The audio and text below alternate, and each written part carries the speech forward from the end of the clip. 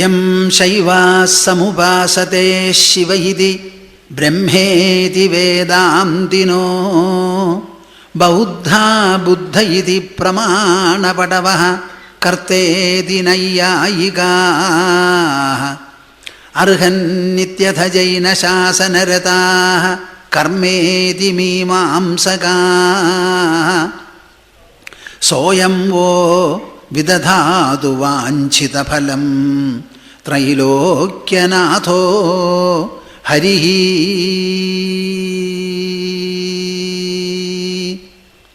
സോയം വോ വിദധാതു വാഞ്ചിതഫലം ത്രൈലോക്യനാഥോ ഹരിഃ. അദ്വൈതബോധാബ്ജസഹസ്രരശ്മിഃ ശാന്തേർലതായാഃ കില കൽപവൃക്ഷഃ സംസാരസന്താപവിനാശചന്ദ്രഃ കൃഷ്ണഃ സദാഹ്ലാദകരോ മമാസ്തു.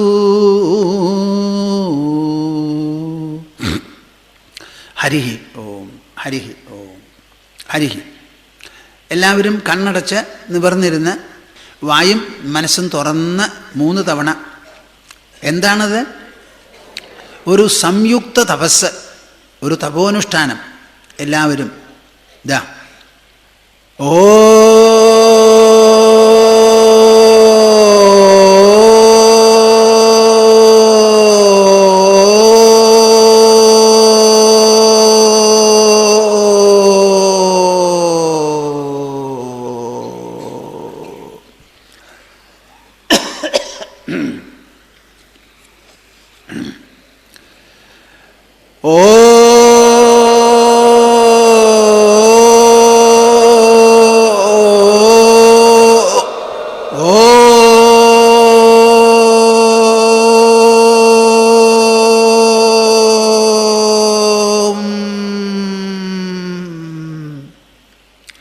എന്ത് പറ്റിയപ്പാ?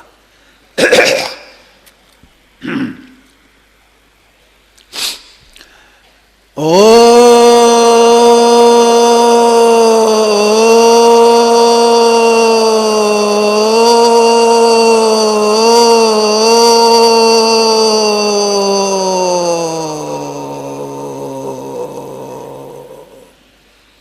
ഹരി ഓം തസ്.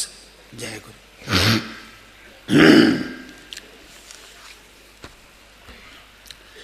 യതോ യദനുശിക്ഷാമി യഥാവാനാഹുഷാത്മജ തത്തഥാ പുരുഷവ്യാഘ്ര നിബോധ കഥയാമി തേ.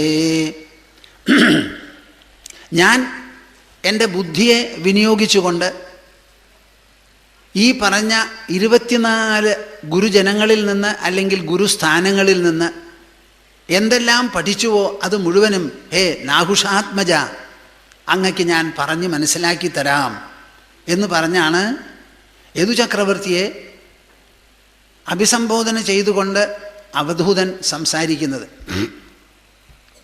ആദ്യമായിട്ട് പൃഥിവി വായുരാകാശം എന്ന് പറഞ്ഞിട്ടാണല്ലോ തുടങ്ങിയത്.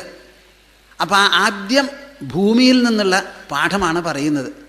ഈ ഭൂമി എന്ന് പറയുമ്പോൾ എൻ്റെ മനസ്സിൽ വളരെയധികം ഭാവനകളും വിചാരങ്ങളും ദീപ്തികളുമാണ് അങ്കുരിക്കുന്നത്. അമ്മ പെറ്റ കുട്ടിയെ ആ പെറ്റു എന്ന് പറഞ്ഞാൽ എവിടെയാണ് ഈ പ്രസവിക്കുന്നത്? ഭൂമിയുടെ മടിത്തട്ടിലാണ്. അമ്മ നിൽക്കുന്നതും പ്രസവിച്ച കുഞ്ഞ് കിടക്കുന്നതുമൊക്കെ ഭൂതലത്തിലാണ്. അപ്പോൾ ഈ ഭൂതലത്തിൽ പ്രസവിച്ചങ്ങൾ ഇടുമ്പോൾ അമ്മ തന്നെ ഭൂമിയിൽ ഉറച്ചു നിൽക്കുന്നവളാണ്. കുട്ടിയും അവിടെ പറന്നു പോകാതെ ഇരിക്കുന്നതിന് കാരണം ഭൂമിയുടെ ആകർഷണ ശക്തിയാണല്ലോ. അതിനെപ്പറ്റി ആരെങ്കിലും ബോധിക്കുന്നുണ്ടോ, അറിയുന്നുണ്ടോ, ഉണരുന്നുണ്ടോ? നമുക്കതിനൊരു വിലയില്ല. ആ ഭൂസ്പർശം മുതൽക്ക് അവസാനം പ്രാണൻ ഒഴിഞ്ഞു പോയ ശരീരത്തെ പോലും ഭൂമിയിലാണ് നാം കുഴിച്ചിടുക അല്ലെങ്കിൽ ദഹിപ്പിക്കുകയോ ചെയ്യാറുള്ളത്. അപ്പോൾ ഈ ഭൂമിയാണ് നമുക്ക് വേറിടാത്തൊരമ്മ. ആ ഭൂമിയിൽ നിന്ന് എന്തൊക്കെയാണ് പഠിക്കേണ്ടതെന്ന് പറഞ്ഞാൽ ഒരു കയ്യും കണക്കുമൊന്നുമില്ല. ആ ഭൂമിയാണ് ആദ്യം എന്നാണ് പറയുന്നത്.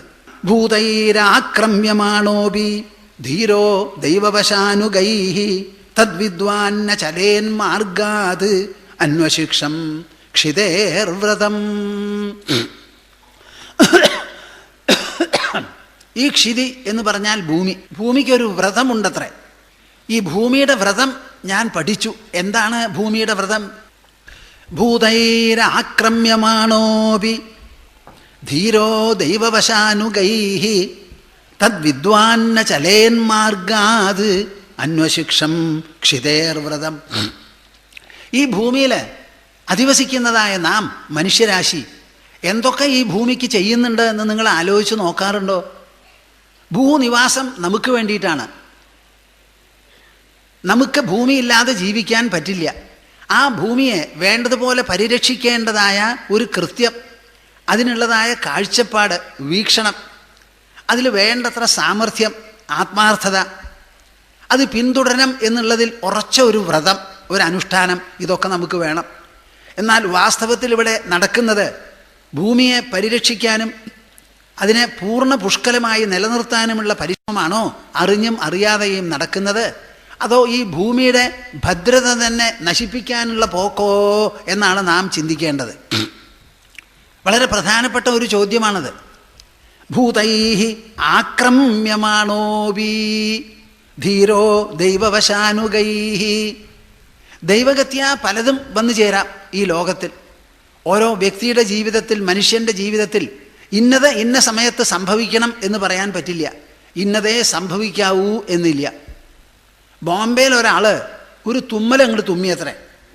ആ തുമ്മലങ്ങോട്ട് തുമ്മി അതിൻ്റെ ശക്തി കൊണ്ട് മൂക്ക് കാലിൻ്റെ മുട്ടിൽ ചെന്ന് അടിച്ച് ടപ്പ് എന്നങ്ങോട്ട് പ്രാണൻ പോയി എന്നാണ് പറയണത്. കേട്ടുവോ നിങ്ങൾ? എന്താ ഈ കഥ? ഒരു മനുഷ്യൻ മരിക്കാൻ ഒരു തുമ്മലോ? നാം ആരും ഉണ്ടാക്കിയതല്ല ഈ തുമ്മൽ. അതൊരു ബയോളജിക്കൽ പ്രോസസ്സാണ്, പ്രക്രിയയാണ്. അതുകൊണ്ട് ഒരാൾ മരിച്ചു എന്ന്. അടുത്ത നിമിഷം നഹി പ്രമാണം ജന്തൂനാം ഉത്തരക്ഷണ ജീവനേ. അടുത്ത ക്ഷണത്തിൽ നാം ജീവിക്കുമോ എന്നുള്ളതിന് ഒരു പ്രമാണവുമില്ലത്രേ. അതുകൊണ്ട് എന്തു വേണം? നഹി പ്രമാണം ജന്തൂനാം ഉത്തരക്ഷണ ജീവനേ ചരമശ്വാസവേലായാം യത്കൃത്യം തത്സദാ ഗുരു. അതുകൊണ്ട് അന്തിമ നിമിഷത്തിൽ എന്താണോ നാം എല്ലാവരും ചെയ്യേണ്ടത് അത് ഇപ്പം തന്നെ ചെയ്തുകൊണ്ടിരിക്കൂ. എപ്പോഴാ അന്ത്യനിമിഷം എന്ന് നമുക്ക് പറയാൻ പറ്റില്ല എന്ന്. അങ്ങനെ ഒരു ആപ്തവാക്യമുണ്ട്. നഹി പ്രമാണം ജന്തൂനാം ഉത്തരക്ഷണ ജീവനേ ചരമശ്വാസവേലായാം യത്കൃത്യം തത് സദാ കുരു. അതുകൊണ്ട് എപ്പോഴും ചരമശ്വാസമായി എന്ന് വിചാരിച്ച് നാം ഇരിക്കണം. അടുത്ത നിമിഷത്തിൽ എന്തു വരും എന്ന് പറയാൻ പറ്റില്ല. അപ്പം നാം ഈ ലോകത്തിൽ ജീവിക്കുന്ന സമയത്ത് എന്തെല്ലാം സംഭവിക്കും എന്ന് പറയാൻ പറ്റില്ല. അങ്ങനെ എന്ത് സംഭവിച്ചാലും നമ്മുടെ ജീവിതത്തിനോ ജീവിത സരണിക്കോ പഥത്തിനോ നമ്മുടെ പോക്കിനോ ഒരു കോട്ടവും വരാതെ ഉറച്ചതിൽ നിൽക്കണം എന്ന്. എല്ലാവരും പണക്കാരായിട്ട് കല്യാണം കഴിക്കുക എന്ന് പറഞ്ഞാൽ പറ്റില്ല. പാവപ്പെട്ടവരുടെ കുടുംബത്തിലും കല്യാണം കഴിക്കണം, കുട്ടികളുണ്ടാവണം. ഇവിടെ ബുദ്ധിമാന്മാരും പഠിപ്പുള്ളവരും അങ്ങനെയുള്ളവർ വേണം. അതേമാതിരി മാംസപേശിക്ക് ശേഷിയുള്ളവരും വേണം. മസിൽ വർക്കേഴ്സ് എന്ന് പറയും, നോളേജ് വർക്കേഴ്സ് എന്ന് പറയും. ഇവർ രണ്ടുപേരും ഒരുപോലെ ആവശ്യമാണ് നമുക്ക്. അറിവുള്ളവർ മാത്രമായി ഒരു സമാജം നിലനിൽക്കില്ല, ഭദ്രതയുണ്ടാവില്ല. എന്നാൽ മാംസപേശിയുള്ളവർ മാത്രമായി എന്തും എടുക്കാം, പൊക്കാം, നടപടിയെടുക്കാം എന്ന് പറയുന്നവരായാലും പറ്റില്ല. എല്ലാം നമുക്ക് ആവശ്യമാണ്. അപ്പോൾ ഒന്നിനെയും തള്ളിക്കളയാനില്ല. വലിയ കഴിവടൊന്നും ഉണ്ടാവില്ല. എന്നാലും പെൺകുട്ടിക്ക് വയസ്സായി എന്നുണ്ടെങ്കിൽ കല്യാണം കഴിച്ചു കൊടുക്കണം എന്നാണ് അച്ഛനമ്മമാർക്ക് വിചാരം. അവരുടെ തോതിന് അനുസരിച്ച് വരാവുന്നൊരു കുട്ടിയെ കല്യാണം കഴിച്ചു കൊടുക്കും. അത് എത്രത്തോളം ആവശ്യമാണ്? പണക്കാരൻ്റെ കുട്ടിയെ കല്യാണം കഴിച്ചു കൊടുക്കുന്നത് പോലെ തന്നെ ഇതും നമുക്ക് ആവശ്യമാണ്. അപ്പോൾ ഒന്നും എൻ്റെ കയ്യിൽ പണമില്ല, എന്താ ഏതാ?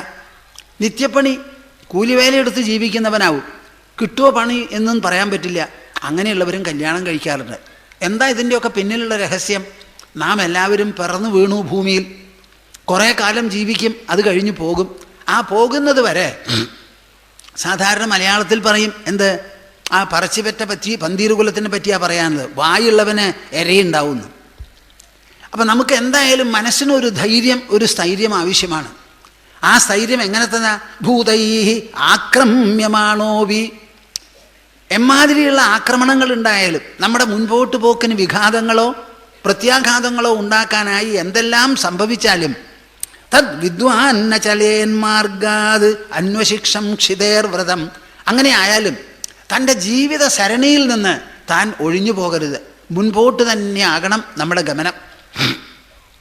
പർവ്വതത്തിൻ്റെ ശിഖരത്തിൽ നിന്നാണ് നദി ഒഴുകുന്നത്. ആ ഒഴുകുന്ന സമയത്ത് ഒരു ചെറിയ ഒരു രേഖ പോലെയാണ്. നമ്മുടെ വെളപ്പിലൊക്കെ തിരിക്കുന്ന സമയത്ത് ആണിയും തിരിയൊക്കെ കൂട്ടി വെള്ളം എത്ര ഉണ്ടാവുമോ ഏതാണ്ട് അത്രയേ ആദ്യം ഉണ്ടാവുള്ളൂ. അവിടുന്ന് അങ്ങോട്ട് ഒഴുകി ഒഴുകി ഒഴുകി ഒഴുകി വന്ന് അവസാനം എന്തായി? ഒരിക്കൽ ഞാൻ ദിബ്രുഗാറിൽ ചെന്ന് ബ്രഹ്മപുത്ര നദിയുടെ വക്കൽ ചെന്നു. ചെന്നപ്പോൾ മറുകര കാണാനില്ല, സമുദ്രമാണെന്നാണ് തോന്നുക. ആസാമിൽ നിന്ന് പുറപ്പെടുന്നതാണ്, മലകളിൽ നിന്ന്. അപ്പം നിസ്സാരമാണെന്ന് തോന്നുന്ന ഒഴുക്ക് ഒഴുകി ഒഴുകി ഒഴുകി അത് ഗംഭീരമാവണു. തടയാനും കൂടി പറ്റില്ല, അത്ര വലിയ ഒരു പ്രവാഹമാണ്. എന്താ കാരണം? നദി ഒഴുക്ക് നിർത്തുന്നില്ല. ആ ഒഴുകുന്ന സമയത്ത് വലിയ ഒരു പാറ അങ്ങോട്ട് വന്ന് തടഞ്ഞാൽ അവിടെ നിന്ന് ആ നദി അങ്ങോട്ട് പെരുകും പെരുകും പെരുകും. ലെവൽ അങ്ങോട്ട് കൂടി കൂടി കൂടി കൂടി ഒന്നിലോ വലതുഭാഗത്തു കൂടി അല്ലെങ്കിൽ ഇടതുഭാഗത്തു കൂടി താഴത്തേക്ക് അങ്ങോട്ട് ഇറങ്ങായി. അതുമാതിരിയുള്ള ഒരു ദൃഢവ്രതത്വം മനുഷ്യ ജീവിതത്തിന് ആവശ്യമാണ്. ദൃഢവ്രതത്വം എന്ത്? നമ്മുടെ ജീവിതം എന്തായാലും ഞാൻ മുമ്പോട്ട് കൊണ്ടുപോകും, അതിൽ നിന്ന് ഞാൻ പിൻവാങ്ങില്ല എന്നുള്ള ഒരു ഉറപ്പ്, അതിനുള്ള ഒരു ഊക്ക്, ഒരു ഉണർവ്, ഒരു ഉത്സാഹം, ഒരു തീവ്രത, ഒരു വ്യഗ്രത, അതൊക്കെ നമുക്ക് ഉണ്ടാവണം. അത് ഞാൻ ഭൂമിയിൽ നിന്ന് പഠിച്ചു എന്നാണ് പറയണത്. ആര്? അവധൂതൻ. തദ്വിദ്വാന്ന ചലേൻ മാർഗാത് അന്വശിക്ഷം ക്ഷിതേർവ്രതം. ധൈര്യം, സ്ഥൈര്യം, തൻ്റെ സരണിയിൽ ഉറച്ചു നിൽക്കാനുള്ളതായ ഒരു തീരുമാനം, ഇത് ഒരിക്കലും നമ്മൾ വിട്ടുകളയരുത്. ഈ ധൈര്യമാകട്ടെ, സ്ഥൈര്യമാകട്ടെ, ദൃഢവ്രതത്വമാകട്ടെ, വ്യവസായാത്മികാ ബുദ്ധിരേകേഹ കുരുനന്ദന എന്നിങ്ങനെ ഭഗവത്ഗീതയിൽ കർമ്മയോഗം ആവിഷ്കരിക്കുന്ന സമയത്ത് കൃഷ്ണൻ പറയുന്നു, വ്യവസായാത്മികാ ബുദ്ധി. വ്യവസായം എന്ന് പറഞ്ഞാൽ കച്ചവടമല്ല, നിശ്ചയം, നിശ്ചയാത്മികാ ബുദ്ധി എന്നാണ് അതിനർത്ഥം. ഒരാൾ പറയായിരുന്നു കമേഴ്ഷ്യൽ വിസ്ഡം, വ്യവസായാത്മിക ബുദ്ധിക്ക്. എന്താ അപ്പം അങ്ങനെ ചെയ്യുക? അപ്പോൾ ഉറച്ചിട്ടുള്ളതായ ഒരു ബുദ്ധി, സ്ഥിരത വേണം അതിന്. അത് വളരെ പ്രധാനമാണ്. സാധാരണ ഈ ഭൂമിയിൽ നിന്ന് പഠിച്ചിട്ടുള്ളതായ ഈ ദൃഢവ്രതത്വത്തെ പറ്റി പലതും പറയാം. അപ്പം ചെറുപ്പം മുതൽക്ക് എവിടെയോ ഒരു സ്ഥലത്ത് ഞാൻ കണ്ടിട്ട് അന്ന് മുതൽക്ക് എൻ്റെ മനസ്സിലുള്ള ഒരു ശ്ലോകം ഞാൻ പറയാം. നിന്ദന്തു നീതി നിപുണായതി വാസ്തുവന്തു ലക്ഷ്മീ സമാവിശതു ഗച്ഛതു വാ യഥേഷ്ടം അദ്യൈവ വാ മരണമസ്തു യുഗാന്തരേ വാ ന്യായാത് പഥഃ പ്രവിചലന്തി പദം നധീരാ. നിന്ദന്തു നീതി നിപുണ യതി വാസ്തുവന്തു.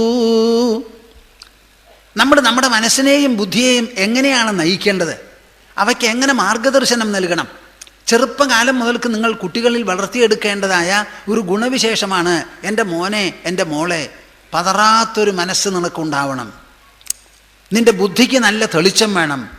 ആ ബുദ്ധിയുടെ തെളിച്ചത്തിലൂടെ നല്ല നല്ല ആശയങ്ങളും മൂല്യങ്ങളും ആദർശങ്ങളുമെല്ലാം കണ്ടെത്തി അവയെ ഉൾക്കൊണ്ട് തന്നിൽ ലയിപ്പിച്ചങ്ങോട്ട് ചേർത്ത് മനസ്സിനെ സമ്പുഷ്ടമാക്കാൻ നീ പരിശ്രമിച്ചു കൊണ്ടിരിക്കണം എന്നിങ്ങനെ നിങ്ങൾ ആരോടെങ്കിലും പറയാറുണ്ടോ? ഇല്ല. താനുണ്ണാത്തവർ വരം കൊടുക്കില്ലല്ലോ. നമുക്കങ്ങനെ ഒരു വ്രതമില്ല. തിന്നാ മാത്രം പോരാ, തിന്നാനല്ല മനുഷ്യജന്മം. അങ്ങനെയാണെങ്കിൽ ആനയെ ജനിക്കുക നല്ലത്. ധാരാളം തിന്നാലോ, നല്ല വയറുണ്ട്. നമുക്ക് കുറച്ച് തിന്ന് കൂടുതൽ ആലോചിച്ച് നല്ല നല്ല പ്രവൃത്തികൾ പരോപകാരപ്രദമായി ചെയ്യണം എന്നുള്ളതാണ് നമ്മുടെ ആവശ്യം. അപ്പം നമ്മുടെ ഗുണങ്ങളും മൂല്യങ്ങളും മുഴുവനും മനസ്സിലും ബുദ്ധിയിലുമാണ്. നിന്ദന്തു നീതി നിപുണ യതി വാസ്തുവന്തു. നീതിജ്ഞരും നീതി ന്യായം മര്യാദയൊക്കെ പറയുന്നവർ എന്ന് പറഞ്ഞ് നിന്ദിച്ചോട്ടെ.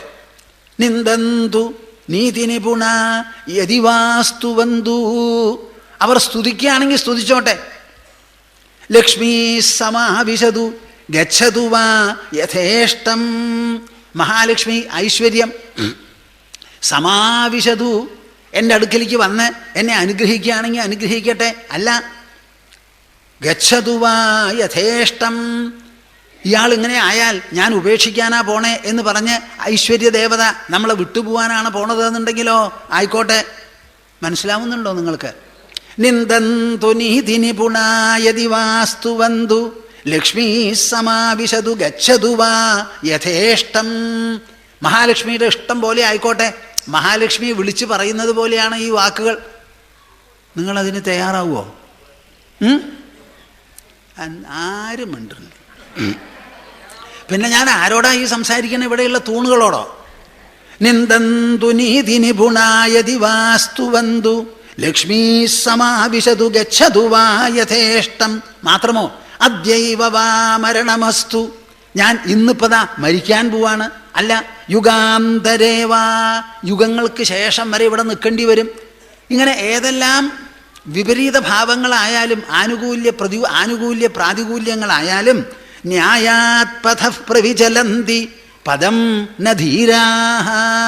ബുദ്ധിയുള്ളവർ, ഉറച്ച മനസ്സോടുകൂടിയവർ ന്യായമാണ് എന്ന് തോന്നുന്ന ജീവിത സരണിയിൽ നിന്ന്, തൻ്റെ മാർഗത്തിൽ നിന്ന് വ്യതിചലിച്ചു പോകുകയേയില്ല.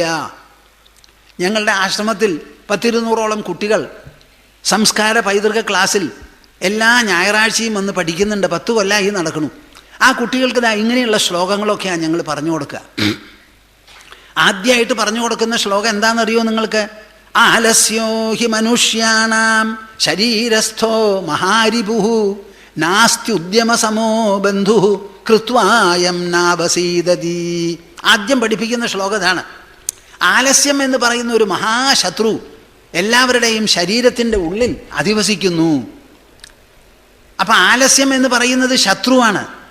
തന്നെ ഹിംസിക്കാൻ വേണ്ടി, തന്നെ തടസ്സപ്പെടുത്താൻ വേണ്ടി, തന്നെ നശിപ്പിക്കാൻ വേണ്ടി, തനിക്ക് അമംഗളം രചിക്കാൻ വേണ്ടി സ്ഥിരം പ്രയത്നിക്കുന്ന ഒരു ശത്രുവാണ് ഈ മടി മടി മടി.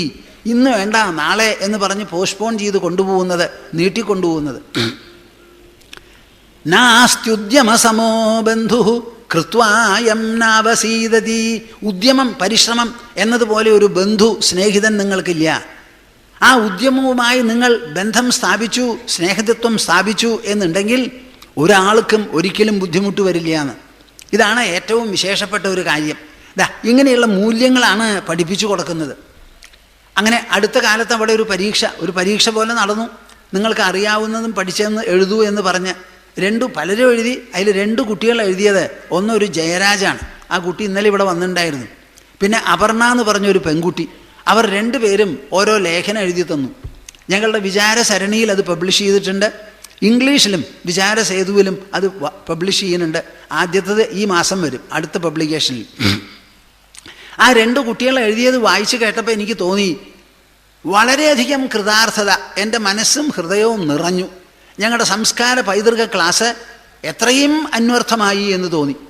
ആ കുട്ടികൾക്ക് ആ ക്ലാസ്സിൽ വന്നതുകൊണ്ടുള്ള ഗുണങ്ങൾ, ഒരു സംസ്കൃത ശ്ലോകം, സുഭാഷിതത്തിൽ നിന്ന് ഒരെണ്ണം, അത് മതിയത്ര ജീവിതം മാറ്റാൻ, പരിവർത്തനപ്പെടുത്താൻ എന്നൊക്കെ ആ കുട്ടികൾ എഴുതിയിരിക്കണേ. അവർക്കൊക്കെ പഠിപ്പിച്ചു കൊടുക്കുന്ന ഒരു ശ്ലോക.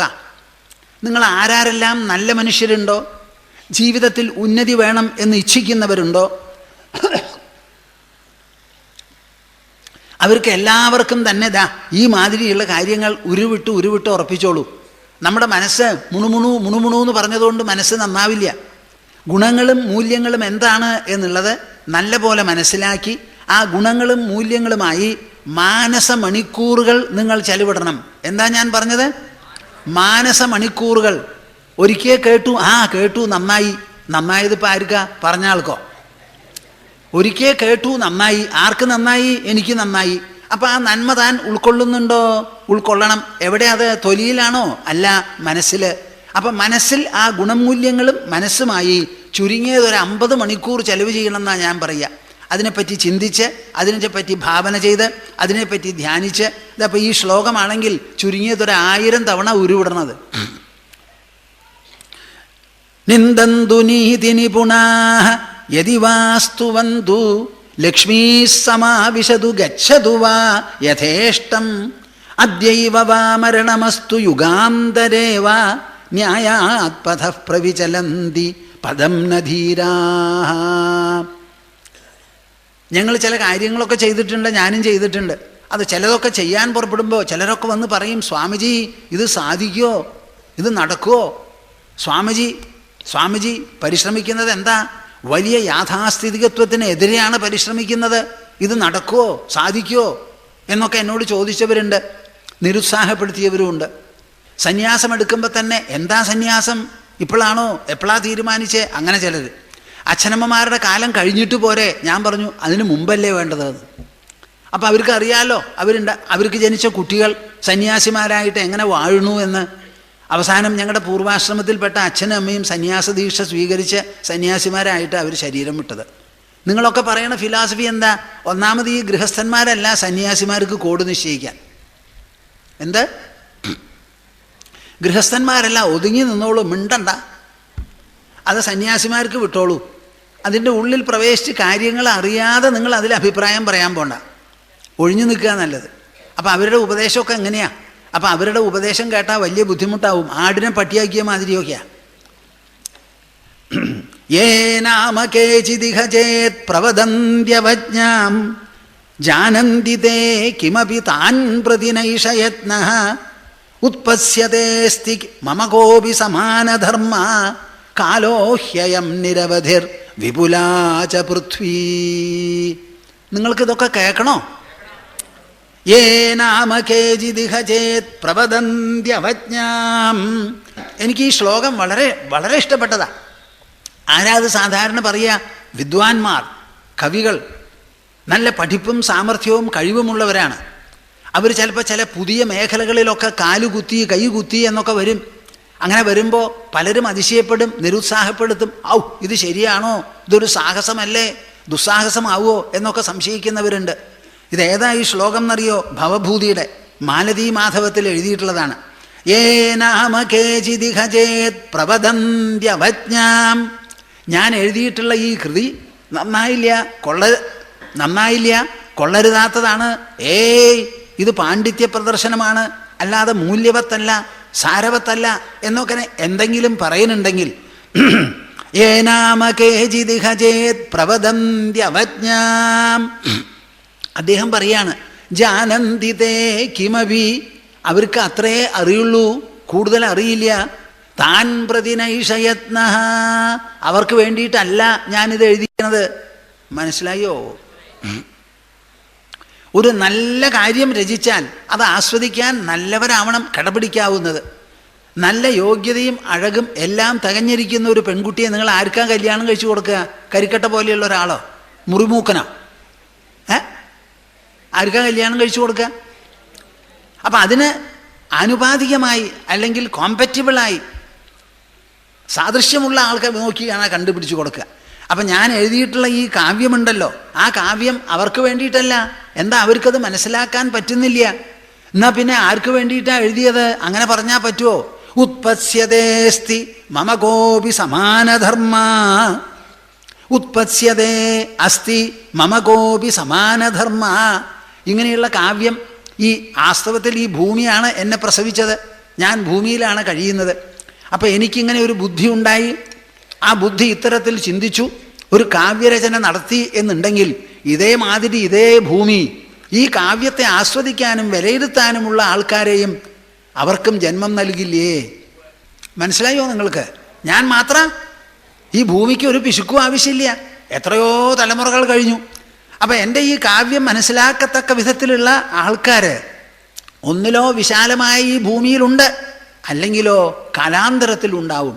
ഉത്പത്സ്യതേസ്തി മമ കോപി സമാനധർമ്മ കാലോഹ്യയം നിരവധി. കാലം എന്ന് പറയുന്നത് അവധിയില്ലാത്തതാണ്. വിപുലാച പൃഥ്വീ. ഈ പൃഥ്വി എന്ന് പറഞ്ഞാൽ ഭൂമി, അത് വിപുലമാണ്, വിസ്താരമുള്ളതാണ്. ഒന്നിലോ ഇന്ത്യയിൽ അല്ലെങ്കിൽ വേറൊരു സ്ഥലത്ത്, ഇവിടെ അല്ലെങ്കിൽ ഇനി ചന്ദ്രൻ അല്ലെങ്കിൽ വേറൊരു സ്ഥലത്ത്, പ്ലാനറ്റിലായിക്കോട്ടെ, ആരെങ്കിലും ഉണ്ടാവുന്നു. ഞാനിത് പറയുമ്പോൾ നിങ്ങളുടെ പ്രതികരണം എന്താണെന്ന് എനിക്ക് മനസ്സിലാവണില്ല. എന്താണെന്നറിയാമോ? ഇങ്ങനെ ഒരു മനോവൃത്തി വരുമ്പോൾ താൻ ചെയ്യാൻ പോകുന്ന കൃതി, താൻ ചെയ്യാൻ പോകുന്ന പ്രവൃത്തി എന്തോ ആവട്ടെ, ഇതിപ്പോൾ ഒരു കാവ്യമാണ്, അത് ചെയ്തു തീർക്കാനുള്ള ഒരു മഹത്തായ ഒരു സാഹസം, ഒരു ദൃഢവ്രതത്വം മനസ്സിൽ നിന്ന് ഇങ്ങനെ അങ്ങോട്ട് നെയ്തുണ്ടാക്കുന്നത് പോലെ അങ്ങോട്ട് വരും, പൊന്തി അങ്ങോട്ട് വരും. എല്ലാവർക്കും ഒരേ മനസ്സാണ്. ആ മനസ്സിനെ മഹത്തരമാക്കാൻ, മഹത്തമമാക്കാൻ, അതിനെ ഗഹനമാക്കാൻ, ഉത്തുംഗമാക്കാൻ, ഉത്കൃഷ്ടമാക്കാൻ, അതിൽ ഉയർന്ന മാനങ്ങളും പരിമാണങ്ങളും രചിക്കാൻ എന്തു വേണം? ഇങ്ങനെയുള്ള ആലോചനയാണ് നമ്മെ സഹായിക്കുക. യേ നാമ കേചിദിഹ ചേത് പ്രവദന്ത്യവജ്ഞാം ജാനന്തി തേ കിമപി താൻ പ്രതി നൈഷയത്നഃ ഉത്പശ്യതേസ്തി മമ കോപി സമാനധർമ്മ കാലോ ഹ്യയം നിരവധി വിപുലാച പൃഥ്വീ. ഇങ്ങനെ മനോവൃത്തിയുള്ള ഒരാളെ പറ്റി നിങ്ങൾക്ക് എന്താണാവോ മതിപ്പ്? ആ മനുഷ്യൻ്റെ മനസ്സിൻ്റെ മുൻപിൽ ആരാണ് തടയാനുള്ളത്? ആകാശമാണ് അത്തരത്തിലുള്ള മഹാത്മാക്കളെ ആഹ്വാനം ചെയ്ത് നിൽക്കുന്നത്. ഒരു പക്ഷേ ചുറ്റുമുള്ള മനുഷ്യരാശിക്ക് അത് സാധിച്ചു എന്ന് വരില്ല. അവർക്ക് ഈ പ്രാപഞ്ചികമായ സാധാരണ ലളിതമായിരിക്കുന്ന വീക്ഷണങ്ങളേ ഉള്ളൂ. ഉത്തുംഗ വീക്ഷണമുള്ളവർ എപ്പോഴും ഇങ്ങനെ വേണം ആലോചിക്കാൻ. ഭൂമിയിൽ നിന്ന് കിട്ടിയ പാഠങ്ങളെപ്പറ്റി പറയുമ്പോൾ എനിക്ക് ഓർമ്മ വരുന്നതാ ഒരു സുഭാഷിതമുണ്ട്. എന്താ അത്? ക്ഷമാശസ്ത്രം കരേയസ്യ ദുർജനഃ കിം കരിഷ്യതി അദൃണേ പതിതോ വന്യഃ സ്വയമേവോപശാമ്യതി. ഈ ഭൂമിക്ക് വലിയ ക്ഷമയാണത്രേ. ഭൂമിയിൽ നിന്ന് വേണം ക്ഷമ പഠിക്കാൻ. ആ ക്ഷമ എങ്ങനെയാ? ക്ഷമാശസ്ത്രം കരേയസ്യ. ആരുടെ കയ്യിലാണോ ക്ഷമ എന്ന് പറയുന്ന ആയുധമുള്ളത്? ദുർജനഃ കിം കരിഷ്യതി. ദുർജനങ്ങൾ എന്തു ചെയ്യും? ഒന്നും ചെയ്യാൻ പറ്റില്ല. എന്താ കാരണം? അവർ ആക്രമിക്കാൻ വരുമ്പോൾ ഈ ആൾ പ്രത്യാക്രമണം ചെയ്യുന്നത് കൊണ്ടല്ല. നിങ്ങൾ ആക്രമിക്കാൻ പോണു, ഞാൻ ആക്രമിക്കപ്പെടേണ്ടവനല്ല, നിങ്ങളുടെ ശത്രു അല്ല ഞാൻ നിങ്ങളെ എതിർക്കാൻ പോകുന്നില്ല, നിങ്ങളുടെ ശത്രുവല്ല. പിന്നെ എങ്ങനെയാ? രാമനും രാവണനുമായി യുദ്ധം നടക്കുമ്പോൾ ഇന്ദ്രജിത്ത് അവിടെ വന്നു അത്രേ. വന്നിട്ട് ബ്രഹ്മാസ്ത്രം തൊടുത്തു വിട്ടു. ഞാനിത് മുമ്പും പറഞ്ഞിട്ടുണ്ടാവും, എന്നാലും കേൾക്കേണ്ടതാണ്, ഓർമ്മ വയ്ക്കണമല്ലോ. ബ്രഹ്മാസ്ത്രം തൊടുത്തു വിട്ടപ്പോൾ രാമൻ ലക്ഷ്മണനോട് പറയാണ്, ലക്ഷ്മണ, ഇന്ദ്രജിത്ത് ഇതാ ബ്രഹ്മാസ്ത്രമാണ് തൊടുത്തിരിക്കുന്നത്. ആ ബ്രഹ്മാസ്ത്രത്തെ തടയാൻ നമ്മൾ പരിശ്രമിക്കരുത്. അതുകൊണ്ട് എന്തു വേണം? തൊഴുത് നമസ്കരിച്ച് അമ്പും വില്ലും താഴത്ത് വെച്ച് തൊഴുത് നമസ്കരിച്ച് നിലത്തിൽ അങ്ങോട്ട് കിടന്നു അത്രേ. ബ്രഹ്മാസ്ത്രം വന്ന് നോക്കി, ശത്രുക്കളില്ല, മടങ്ങിപ്പോയി. അദൃണേ പതിതോ വന്യഃ സ്വയമേവോപശാമ്യതി. ഒരു പുൽക്കൊടി പോലും ഇല്ലാത്ത സ്ഥലത്ത് വീണ തീ എന്തിനെയാ ദഹിപ്പിക്കുക? ഒന്നും ദഹിപ്പിക്കില്ല. നല്ലോണം ഒന്ന് നോക്കി, ഇവിടെ ഒരു പുൽക്കൊടി ഇല്ല, എന്നാൽ ഞാൻ പൊയ്ക്കളയാന്ന് പറഞ്ഞ് അത് കെട്ടണഞ്ഞു പോവും. ഇതാണ് ഈ ക്ഷമ എന്ന് പറയുന്ന ശസ്ത്രം. അതാണ് ഭൂമിയുടെ കയ്യിലുള്ളത്. ഈ ഭൂമിയാണല്ലോ നമുക്ക് പല വിധത്തിലുള്ള ഋതുക്കൾ രചിച്ചു തരുന്നത്. അതിൻ്റെ അച്ചുതണ്ടിൽ കിടന്നിങ്ങനെ ചുറ്റുകയാണ്. അച്ചുതണ്ടിൽ കിടന്നിങ്ങനെ ചുറ്റണു. സ്വയം അച്ചുതണ്ടിൽ ഇങ്ങനെ ഭ്രമണം ചെയ്യണു. സൂര്യനെയും പ്രദക്ഷിണം വയ്ക്കണു. ആ സ്വയം ഭ്രമണത്താൽ ഉണ്ടാവുന്നത് എന്താ? രാപ്പകലുകൾ. സൂര്യനെ പ്രദക്ഷിണം വയ്ക്കുന്നത് കൊണ്ടുണ്ടാവുന്നത് എന്താ? ഋതുഭേദങ്ങൾ. അങ്ങനെ പല വിധത്തിലുള്ള ഋതുക്കൾ നമുക്ക് സംഭാവന ചെയ്യുന്നുണ്ട്, സമ്മാനിക്കുന്നുണ്ട്. അതിലേറ്റവും വിശേഷപ്പെട്ട ഋതുവാണ് വസന്ത ഋതു എന്ന് പറയുന്നത്. നിങ്ങളെല്ലാവരും ശ്രദ്ധിക്കുന്നുണ്ടോ?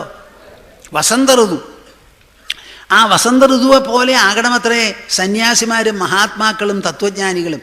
വിവേക ചൂടാമണിയിൽ ശങ്കരാചാര്യർ പറയുകയാണ്, ശാന്താമഹാന്തോ നിവസന്തി സന്തോ വസന്തവല്ലോകഹിതം ചരന്തഃ തീർണാസ്വയം ഭീമഭവാർണവം ജനാൻ അഹേതുനാന്യാനപി താരയന്തഃ.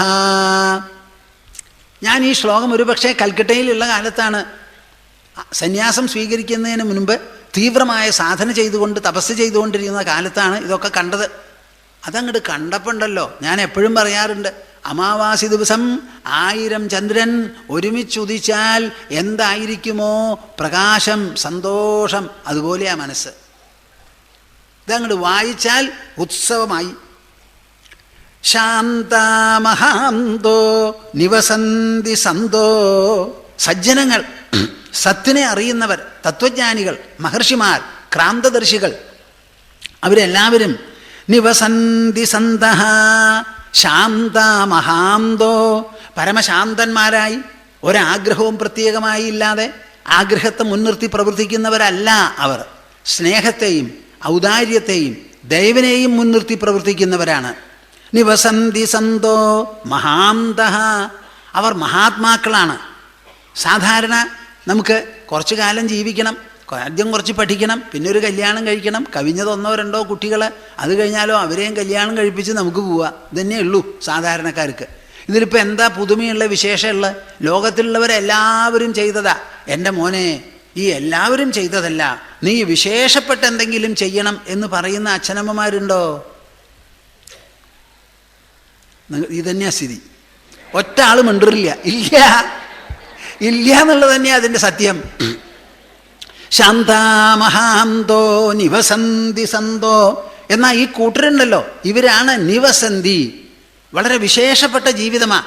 മറ്റുള്ളവർ ഭൂമിക്ക് ഭാരമായി 2 കാലുകൾ മാത്രം അനക്കിക്കൊണ്ട് 2 കൈകൾ കൊണ്ട് ജോലി ചെയ്ത് സാമാന്യമായി പിഷ്ടപേഷണവത് അരച്ചതിനെ അരയ്ക്കണു എന്ന് പറഞ്ഞ മാതിരി മുൻപുള്ളവർ ചെയ്തത് അതേ ചെയ്ത് അങ്ങനെ കഴിഞ്ഞുകൂടുക.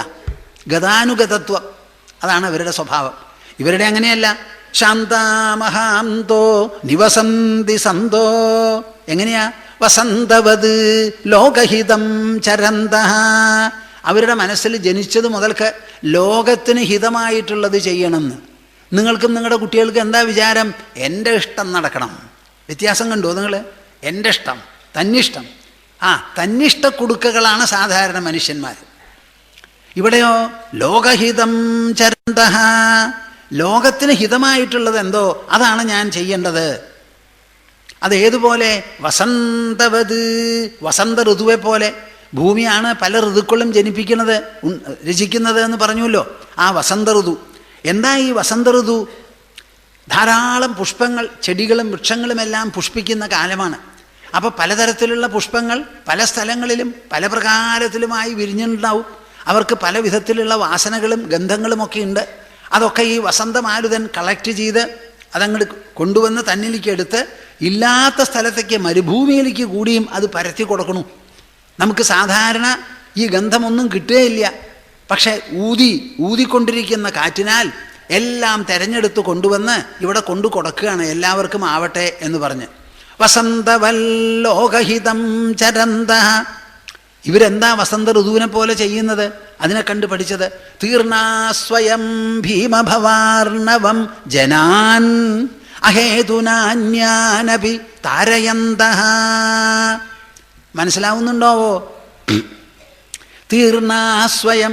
ഈ സംസാരം എന്ന് പറഞ്ഞാൽ പാരമില്ലാത്ത ഒരു സമുദ്രമാണത്.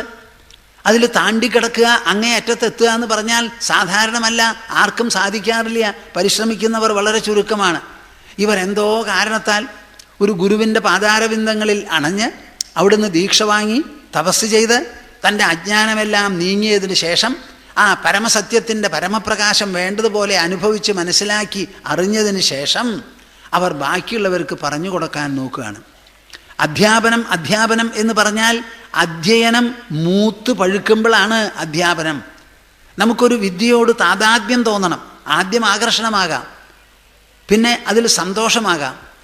അത് കഴിഞ്ഞാൽ ആ വിദ്യയിൽ ഒരു സമൃദ്ധി നാം കാണണം.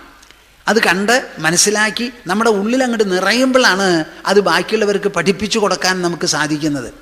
തീർണാസ്വയം ഭീമഭവാർണവം ജനാൻ അഹേതുനാന്യാനപി താരയന്ത. ഒരു കാരണവുമില്ലാതെ ഒരു സദ്ഗുരു ശിഷ്യന് ഉപദേശം കൊടുക്കുന്നത് എന്ത് കണ്ടിട്ടാ? മുഖം കണ്ടിട്ടോ മൂക്ക് കണ്ടിട്ടോ ആണോ? അല്ല. ആ സദ്ഗുരുവിൻ്റെ അടുത്ത് വന്ന് അങ്ങ് എന്നെ ഉപദേശിക്കണം, എൻ്റെ അജ്ഞാനം നീക്കിത്തരണേ എന്ന് പറഞ്ഞ് പ്രാർത്ഥിക്കുമ്പോൾ ആ പ്രാർത്ഥന ഉൾക്കൊള്ളുക സ്വാഭാവികമാണ്. അകടിൽ പശുക്കിടാവ് പോയി മുട്ടിയാൽ പാല് ചുരത്തുന്നത് അമ്മയുടെ ഒരു സ്വഭാവമാണ്, തള്ളപ്പശുവിൻ്റെ. അതുപോലെയാണ് അവർ വന്ന് മുട്ടുമ്പോൾ അങ്ങോട്ട് പറഞ്ഞു കൊടുക്കണം എന്ന് തോന്നുന്നു. ഈ ഭൂമിക്ക് വലിയ ക്ഷമയാണ്. ഈ ഭൂമിയെപ്പറ്റി സ്വതവേ പറയാറുണ്ട്. എന്താ? മഹാവിഷ്ണുവിൻ്റെ പത്നിയാണ്. 2 ഭാര്യമാരാണത്രേ മഹാവിഷ്ണുവിന്. കേട്ടിട്ടുണ്ടോ നിങ്ങൾ? ആരാ പറയണത്? അതിൽ ഒരാൾ ഭൂമിയാണെന്നാണ് പറയണത്. നമ്മുടെ സങ്കല്പങ്ങളൊക്കെ അങ്ങനെയാണല്ലോ. പഞ്ചഭൂതങ്ങൾ വെറും ദ്രവ്യമായി നാം കാണുന്നില്ല. ഒക്കെ ഈശ്വരൻ്റെ പ്രകടനങ്ങളും പ്രസ്ഫുരണങ്ങളും അവതരണങ്ങളും അവതാരങ്ങളുമൊക്കെയാണ്. അപ്പം ഞാൻ ചെറുപ്പകാലത്തൊരു ശ്ലോകം കേട്ടതാ, വളരെ നന്നായിരിക്കും, നിങ്ങൾക്ക് എല്ലാവർക്കും പഠിക്കാനാ. വീട്ടിൽ ബുദ്ധിമുട്ട് വരുമ്പോൾ ഇത് ആലോചിച്ചോളൂ. മഹാവിഷ്ണുവിൻ്റെ കാര്യം ഒരു മെച്ചമില്ല എന്നാണ് പറയണത്. മഹാവിഷ്ണുവിൻ്റെ കാര്യം നിങ്ങളെക്കാളും മോശം മൂപ്പർക്ക്. ഏകാ ഭാര്യ പ്രകൃതി ചപല അചഞ്ചല ചദ്വിതീയ പുത്രോനംഗസ്ത്രിഭുവനജയീ മന്മഥോ ദുർനിവാരഃ ശേഷശയ്യാ വസതിരുദധി വാഹനം പന്നഗാരിഃ സ്മാരം സ്മാരം സ്വഗൃഹചരിതം ദാരുഭൂതോ മുരാരി. മുരാരി എന്ന് പറഞ്ഞ് ഒരു കവി രചിച്ചിട്ടുള്ളതാണ് ഈ കാവ്യം എന്നാണ് ഐതിഹ്യം. ഒരാചാര്യൻ പഠിപ്പിച്ചുകൊണ്ടിരുന്നു അത്രേ. പഠിപ്പിച്ചുകൊണ്ടിരുന്നപ്പോൾ ഈ മുരാരി എന്ന് പറയുന്ന ശിഷ്യൻ ഉറങ്ങി. അപ്പം ആചാര്യൻ അവിടെ നിന്ന് പറഞ്ഞു അത്രേ, ദാരുഭൂതോ മുരാരിഹീന്ന് എന്ന് പറഞ്ഞാൽ എന്താ അർത്ഥം? മുരാരിയിൽ ജീവനില്ലാത്ത പോലെ മരത്തടി പോലെയായി. അങ്ങനെയാണല്ലോ ഉറങ്ങിക്കഴിഞ്ഞാൽ. കണ്ണു മിഴിച്ചു അവൻ. കണ്ണു മിഴിച്ചിട്ട് അവിടുന്ന് ആ കുട്ടി ഉണ്ടാക്കിയ ശ്ലോകമാണത്രേ. നമ്മുടെ രാജ്യം ഉപായപ്പെട്ടതല്ല കുട്ടികളെ, ഉപായപ്പെട്ടതല്ല. ഇവിടെയുള്ള ബുദ്ധിസമ്പത്ത് അളക്കാൻ ലോകത്തിലൊരാളില്ല. അത്ര ബുദ്ധിസമ്പത്ത് നമുക്കുണ്ട്. ഇന്നും ഈ ലോകത്തിൽ എന്തെങ്കിലും ഒരു കാര്യത്തിന് ഇന്ത്യക്കാരെ മാനിക്കുന്നുണ്ടെങ്കിൽ അതവരുടെ ബുദ്ധിക്ക് വേണ്ടിയിട്ടാണ്. പുറം ലോകം, ആധുനിക ലോകം അത് റെക്കഗ്നൈസ് ചെയ്യാനായി കുറച്ച് കാലം പിടിച്ചു. ബ്രിട്ടീഷ് സാമ്രാജ്യത്തിൻ്റെ കീഴിൽ നാം ഇരിക്കുമ്പോൾ അത് പറഞ്ഞ് മനസ്സിലാക്കി കൊടുക്കാൻ ആരും ഉണ്ടായിരുന്നില്ല. അവർക്ക് ബ്രിട്ടീഷ് മേധാവിത്വം പറഞ്ഞു കൊടുക്കാനാണ് ഇഷ്ടം. ഇപ്പം അതല്ല, ലോകം റെക്കഗ്നൈസ് ചെയ്തു. ഇന്ത്യയിലുള്ള IIT എഞ്ചിനീയർമാരില്ലെങ്കിൽ ഞാൻ അമേരിക്ക വിട്ടു പൊയ്ക്കളയും എന്ന് വരെ വലിയൊരു മേധാവി, വ്യവസായ മേധാവി അമേരിക്കയിൽ പറഞ്ഞു അത്രേ. IITയിൽ പഠിച്ച് പാസ്സാവുന്ന കുട്ടികൾ നല്ല കുട്ടികളാണ്. അവരെയൊക്കെ ചോർത്തി വിടുന്ന് അങ്ങോട്ട് കൊണ്ടുപോവുക. നമുക്കവരെ പരിപാലിക്കാൻ വയ്യ. അപ്പോൾ ബുദ്ധിയിൽ ഒരു കുറവും നമുക്കില്ല. ആ മുരാരി എന്ന് പറഞ്ഞ കുട്ടി എങ്ങനെയാ പറഞ്ഞത്? ഏകാ ഭാര്യ പ്രകൃതി ചപല. ആ കുട്ടി പറഞ്ഞത് ആരെ പറ്റിയാ? മഹാവിഷ്ണുവിനെ പറ്റി. നിങ്ങൾക്ക് മനസ്സിലാവുന്നുണ്ടോ? മഹാവിഷ്ണുവിനെയാണ് പറയുന്നത്. ഒരു മനുഷ്യ കുഞ്ഞ് ഈ വിശ്വത്തെ മുഴുവൻ സംഭരിക്കുന്നതായ അതിമഹത് പ്രഭാവത്തെ ഉദാഹരിച്ചുകൊണ്ട് വളരെ ചമത്കാരത്തോടുകൂടി ഹാസ്യമായിട്ടൊരു കവിത എഴുതിയിരിക്കുക, അല്ലെങ്കിൽ നേരം പോക്കായിട്ടുള്ളൊരു കവിത എഴുതിയിരിക്കുക മഹാവിഷ്ണുവിനെ ഉദാഹരിച്ചുകൊണ്ട്. നിങ്ങളൊക്കെ ആണെങ്കിൽ എന്ത് ചെയ്യും? പേടിക്കും. മനുഷ്യൻ്റെ വായ്ക്കും മനസ്സിനും ആരും മതള് കെട്ടണ്ട കൂട്ടരെ. നമ്മുടെ മനസ്സിൽ എത്ര ഉത്തുംഗമായ ഭാവനകളും ഉടലെടുക്കാം, അങ്കുരിക്കാം. ഈശ്വരനത് ഇഷ്ടമാണ്. നമ്മുടെ മസ്തിഷ്കം പ്രകടമാവുമ്പോഴാണ് ഈശ്വരന് ഏറ്റവും വലിയ സന്തോഷം. അതിലൊരൊറ്റ വ്യവസ്ഥ മാത്രമേ ഉള്ളൂ. ഈ പ്രപഞ്ചത്തിൻ്റെ നിയമങ്ങൾക്കും വ്യവസ്ഥകൾക്കും വിധേയമായി ചിന്തിച്ചോളൂ. അതിനെ നശിപ്പിക്കാനും തകിടം മറിക്കാനും ഹിരണ്യകശിപുവിനെ പോലെ പരിശ്രമിക്കേണ്ട. ബാക്കി എന്ത് ചെയ്താലും അദ്ദേഹത്തിന് ഇഷ്ടമാണ്. നോക്കൂ ഈ കുട്ടി എന്ത് പറയണമെന്ന്. ഏകാ ഭാര്യ പ്രകൃതി ചപല. 2 ഭാര്യമാരിൽ ഒരാൾ പ്രകൃത്യാ തന്നെ ചപലയാ. ആരാത്? മഹാലക്ഷ്മി. എവിടെങ്കിലും ഇരിക്കുമോ കുറച്ച് ദിവസം? ഇല്ല. ഒരാളെയും തുടർച്ചയായിട്ട് അനുഗ്രഹിക്കില്ല. കുറച്ച് ദിവസം കുമാരൻ്റെ കൂടെയാണെങ്കിൽ തിരക്കായി മഹാലക്ഷ്മിക്ക് കുമാരനെ വിട്ട് പരമൻ്റെ അടുക്കിലേക്ക് പോകണം. ഏകാ ഭാര്യ പ്രകൃതി ചപല അചഞ്ചല ചദ്വിതീയ. 2ാമത്തെ ഭാര്യയായ ഭൂമിദേവി വിളിച്ചാൽ മിണ്ടില്ല. ഒരു ഗ്ലാസ് വെള്ളം ഭൂമി എടുത്ത് കൊടുക്കില്ല. മഹാവിഷ്ണു തന്നെ പോയി എടുത്താലേ കിട്ടുള്ളൂ. അപ്പോൾ 2 ഭാര്യമാരാ. അതിൽ ഒരാൾ ചപലയാ, തൻ്റെ അടുത്തില്ല, വല്ലവരുടെ അടുത്താ. ഇനി ഒരാളോ വിളിച്ചാൽ മിണ്ടൂല്ല. പോരെ. പുത്രോ അനംഗഹ ത്രിഭുവനജയീ. ഒരു പുത്രനുണ്ട്, അയാൾക്ക് ദേഹമില്ല, അനങ്കന, മന്മഥന. ദുർനിവാരഹ. ഒരാൾക്കും തടുക്കാൻ പറ്റില്ല. ആരുടെ ഉള്ളിലാ കടന്നുകൂടുക, എന്ത് കോളളക്കാ ഉണ്ടാക്കുക എന്ന് പറയാൻ പറ്റില്ല. പന്തികേടായ അച്ഛൻ്റെ നെഞ്ഞത്തും കടന്നുകൂടും. പുത്രോ അനംഗഹ ത്രിഭുവനജയീ മന്മഥോ ദുർനിവാരഹ. കഴിഞ്ഞോ? ഇല്ല. നൂലാമാലുകൾ വളരെയുണ്ട്. ശേഷശയ്യാവസതിരുദധി. എവിടെയാ കിടക്കണത്? പാമ്പിൻ്റെ മുകളിൽ. വസതിരുദധി. കിടക്കണത് എവിടെയാ? പാൽക്കടലിൽ. കേട്ടോ നിങ്ങൾ? ഭൂമിയിലാണെങ്കിൽ കുറച്ച് സമാധാനമുണ്ട്. വെള്ളത്തിൽ പോയി കിടന്നാൽ എപ്പോഴാണ് മുങ്ങുക എന്നുള്ളത് അറിയോ? വസതിരുദധി. ഇനി പോയി വരണമെങ്കിൽ വാഹനം എന്താ? പന്നകാരിഹി വാഹനം. നിങ്ങൾക്ക് മനസ്സിലായില്ല? പാമ്പും പരുന്തും തമ്മിൽ ചങ്ങാതിമാരോ അതോ ശത്രുക്കളോ? അപ്പം കിടക്കണത് പാമ്പിലാ, പോകാനുള്ളതോ ഗരുഡനാ. ഈ ഗരുഡൻ എപ്പോഴാണ് ഈ കിടക്കുന്ന സ്ഥലം കൊത്തുക എന്ന് പറയാൻ പറ്റില്ല. ഇങ്ങനെ വലിയ വൈപരീത്യങ്ങളാണെന്നാ പറയണത്. ശേഷശയ്യാവസതിരുദധി വാഹനം പന്നഗാരി സ്മാരം സ്മാരം സ്വഗൃഹചരിതം ആരുഭൂതോ മുരാരി. അവനവൻ്റെ ഗൃഹചരിതം ആലോചിച്ച് ഒരു ഭാര്യ എപ്പോഴും വല്ലവരുടെ കൂടെയാണ്. പിന്നെ ഒരാൾ വിളിച്ചാൽ മിണ്ടില്ല. ഒരു മകനുണ്ട്, അവന് ശരീരമുണ്ടെങ്കിലല്ലേ വിളിച്ചാൽ കേൾക്കുള്ളൂ, ചെവിയൊന്നുമില്ല, അംഗമില്ലാത്തവനാ. കിടക്കുന്നത് പാമ്പിൽ, പോകുന്നത് വാഹനം ഗരുഡൻ, ഇനിയോ എല്ലാം കൂടി വെള്ളത്തിൽ, എപ്പോൾ വേണമെങ്കിൽ മുങ്ങാം. ഇങ്ങനെയുള്ള ഒരു ഗൃഹചരിതമാണ് മഹാവിഷ്ണുവിന്. ഇതിനെക്കുറിച്ച് ആലോചിച്ച് അദ്ദേഹത്തിന് ഒരു എത്തും പിടിയും കിട്ടാതെ നിരാശയിൽ അങ്ങനെ ആയത്.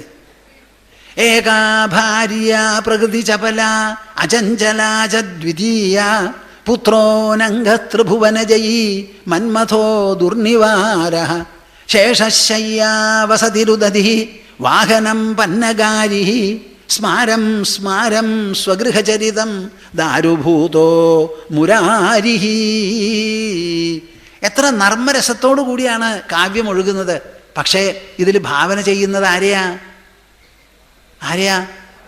മഹാവിഷ്ണുവിനെ. അപ്പം മഹാവിഷ്ണുവിനെ, ഈശ്വരനെ നിങ്ങൾക്ക് നർമ്മരസത്തോടുകൂടി സമീപിക്കാം.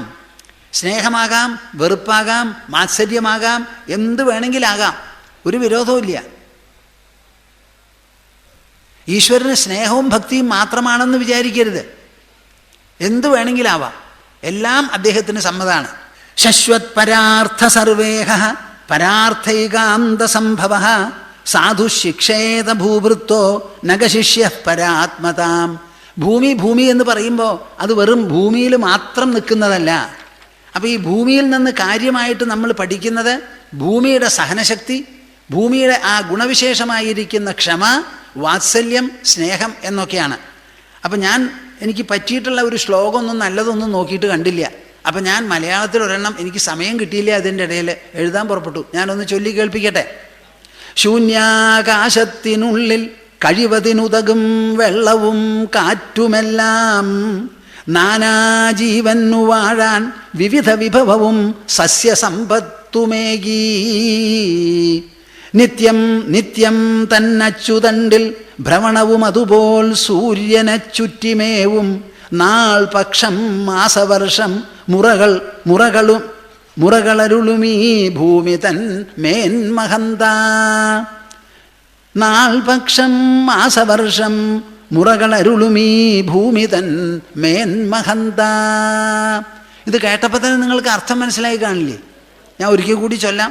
ശൂന്യാകാശത്തിനുള്ളിൽ കഴിവതിനുതകും വെള്ളവും കാറ്റുമെല്ലാം നാനാജീവനു വാഴാൻ വിവിധ വിഭവവും സസ്യസമ്പത്തുമേകീ. ശൂന്യാകാശത്തിലാണ് ഭൂമിയുടെ നില. ആ ശൂന്യാകാശത്തിൽ എങ്ങനെയാണ് അത് വന്നു പെട്ടേ നമുക്ക് പറയാൻ പറ്റില്ല. 4 ഭാഗത്തും ശൂന്യാകാശമാണ്. അതിന് സ്വയം ഒരു ആകർഷണ ശക്തിയുണ്ട്. താൻ ഉണ്ടായതുകൊണ്ട് എന്തെങ്കിലും പ്രയോജനമുണ്ടെങ്കിൽ തൻ്റെ മുകളിൽ സസ്യങ്ങളും വൃക്ഷങ്ങളും ലതകളും ഇഴജന്തുക്കളും എല്ലാം വാഴണം.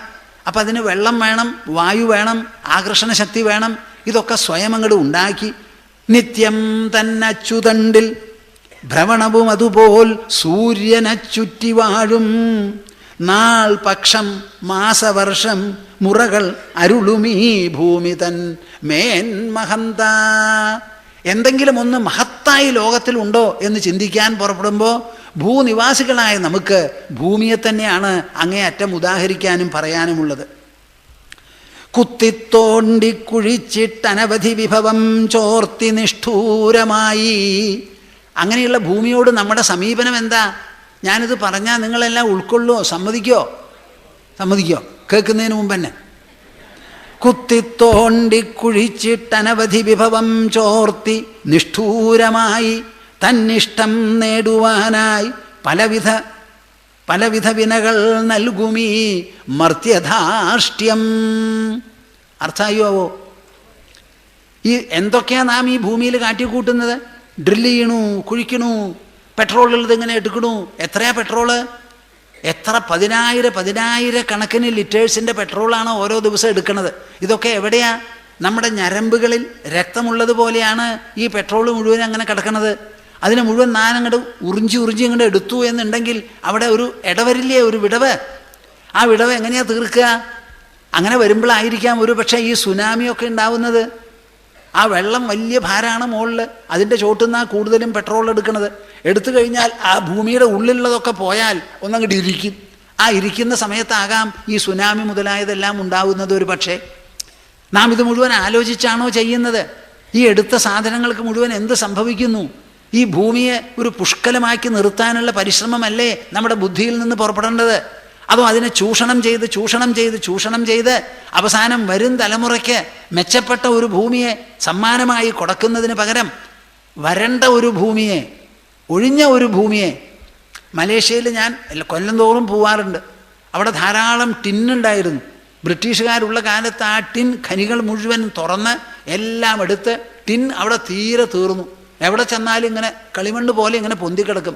അത് കാണുമ്പോൾ എനിക്ക് തോന്നുകയാണ് ഇത് എന്താ അതെന്ന്. അവിടെ പരിസരത്ത് ജീവിച്ചു കൊണ്ടിരിക്കുന്ന ജീവികളൊക്കെ പോവുകയാണ്. അവരിനി തിരിച്ചു വരണം എന്നുണ്ടെങ്കിൽ അവർക്ക് പറ്റിയ ഒരു അന്തരീക്ഷം ഉണ്ടാക്കണം. ഒരു ഭാഗത്ത് ഗവൺമെൻറ് അതിന് പരിശ്രമിക്കുന്നുണ്ടെന്ന് വയ്ക്കുക. അപ്പം നമുക്ക് ഈ ഭൂമിയെ കൈകാര്യം ചെയ്യുന്ന സമയത്ത് വളരെയധികം ആലോചിച്ചു വേണം. ഒരു വിഭവത്തിനെയും നാം ചൂഷണം ചെയ്യരുത്. സമതുലിതാവസ്ഥയ്ക്ക് ഒരിക്കലും കേടുവരുത്തരുത്. നമുക്ക് കുടുംബധർമ്മം ഉള്ളതുപോലെയാണ് സമാജധർമ്മം, സമാജധർമ്മം ഉള്ളതുപോലെയാണ് രാഷ്ട്രധർമ്മം, രാഷ്ട്രധർമ്മം ഉള്ളതുപോലെയാണ് വിശ്വധർമ്മം, അതുപോലെയാണ് പ്രകൃതിധർമ്മം. നമ്മൾ വളരെ സൂക്ഷിച്ചു വേണം പെരുമാറാൻ. നമ്മുടെ അച്ഛനും അമ്മയും ഉണ്ടാവാറില്ല. അവരകന്നിരുന്നാലും കുട്ടിക്ക് ജീവിക്കാം. പക്ഷേ കാറ്റില്ലാതെ പറ്റില്ല. അത് വിഷവായുവായ ഒട്ടും പറ്റില്ല. അപ്പം നമ്മുടെ ജലം, വായു, ഭൂമി ഇത് മൂന്നും ആരോഗ്യസമ്പന്നമായി നിലനിർത്തണം. അതാണ് നമുക്ക് ആവശ്യം. അതൊന്നും ആലോചിക്കാതെ കുത്തിത്തോണ്ടി കുഴിച്ചിട്ടനവധി വിഭവം ചോർത്തി നിഷ്ഠൂരമായി തന്നിഷ്ടം നേടുവാനായി പലവിധ വിനകൾ നൽകുമീ മർത്യധാർഷ്ട്യം. മനുഷ്യൻ മാത്രമേ ഈ ഭൂമിയുടെ സമതുലിതാവസ്ഥയെ കേടുവരുത്താൻ പറ്റുള്ളൂ. ബാക്കി ഒരു ജീവികൾക്കും ഒന്നും ചെയ്യാൻ പറ്റില്ല. ഭൂമിയുടെ താപം വർദ്ധിച്ച് ഈ നൂറ്റാണ്ടിൽ 2.7 ഡിഗ്രി സെൽഷ്യസ് വരെയാണ് വർദ്ധിക്കാൻ പോണത്. 1 ഡിഗ്രിക്ക് താഴെ നിൽക്കണം. ഈ നൂറ്റാണ്ട് അവസാനിക്കുന്നതോടുകൂടി നമ്മൾ ഭൂമിയെ കൊണ്ടുപോയി ഒരു വല്ലാത്ത അപകട വക്കത്തെത്തിച്ചിട്ടുണ്ടാവും എന്നാണ് ശാസ്ത്രജ്ഞന്മാർ പറയുന്നത്. ഇതൊക്കെ കഴിച്ചാലും ആ ഭൂമി എന്ത് ചെയ്യണു? താപത്തിൻ തോതു വർദ്ധിച്ചതു വഴി പിണയും ദുർവിധിക്കെന്തു ചെയ്യുവാൻ, എന്നാലും തെല്ലുപോലും പരവശതയഴാ ക്ഷാന്തിതൻ പാരമെത്ര. അങ്ങനെയൊക്കെ ആയാലും പരവശതയില്ലാതെ ആ ഭൂമി ഇപ്പോഴും ഭ്രമണം ചെയ്തുകൊണ്ട് സൂര്യനെ പ്രദക്ഷിണം വെച്ചുകൊണ്ട് രാവും പകലും നാളും ആഴ്ചയും പക്ഷവും മാസവും വർഷവും അതിൻ്റെ ഗുണിതങ്ങളുമെല്ലാം നമുക്ക് തന്നുകൊണ്ടിരിക്കുക. ഇങ്ങനെ ഒരു കാമധേനുവായിരിക്കാനുള്ള ഒരു മനസ്ഥിതി അല്ലേ നമുക്ക് വേണ്ടത്? എന്താ മിണ്ടാതെ?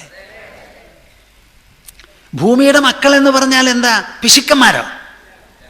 കൈയടഞ്ഞ് മനസ്സഴഞ്ഞ് പ്രവർത്തിക്കാൻ നമുക്ക് സാധിക്കണം. അല്ലാണ്ട് എങ്ങനെ? കുരങ്ങിൻ്റെ പിടുത്തവും പിടിച്ചുകൊണ്ട് ആ അഴഞ്ഞ ഒരു മനസ്സ് നമുക്ക് ഉണ്ടാവണം. അതാണ് നമുക്ക് ഭൂഷണം. എല്ലായ്പ്പോഴും അതാണ് ഭൂഷണം. വളരെ അത്യാവശ്യമായിട്ടുള്ള ഒന്നാണത്, വളരെ പ്രധാനം.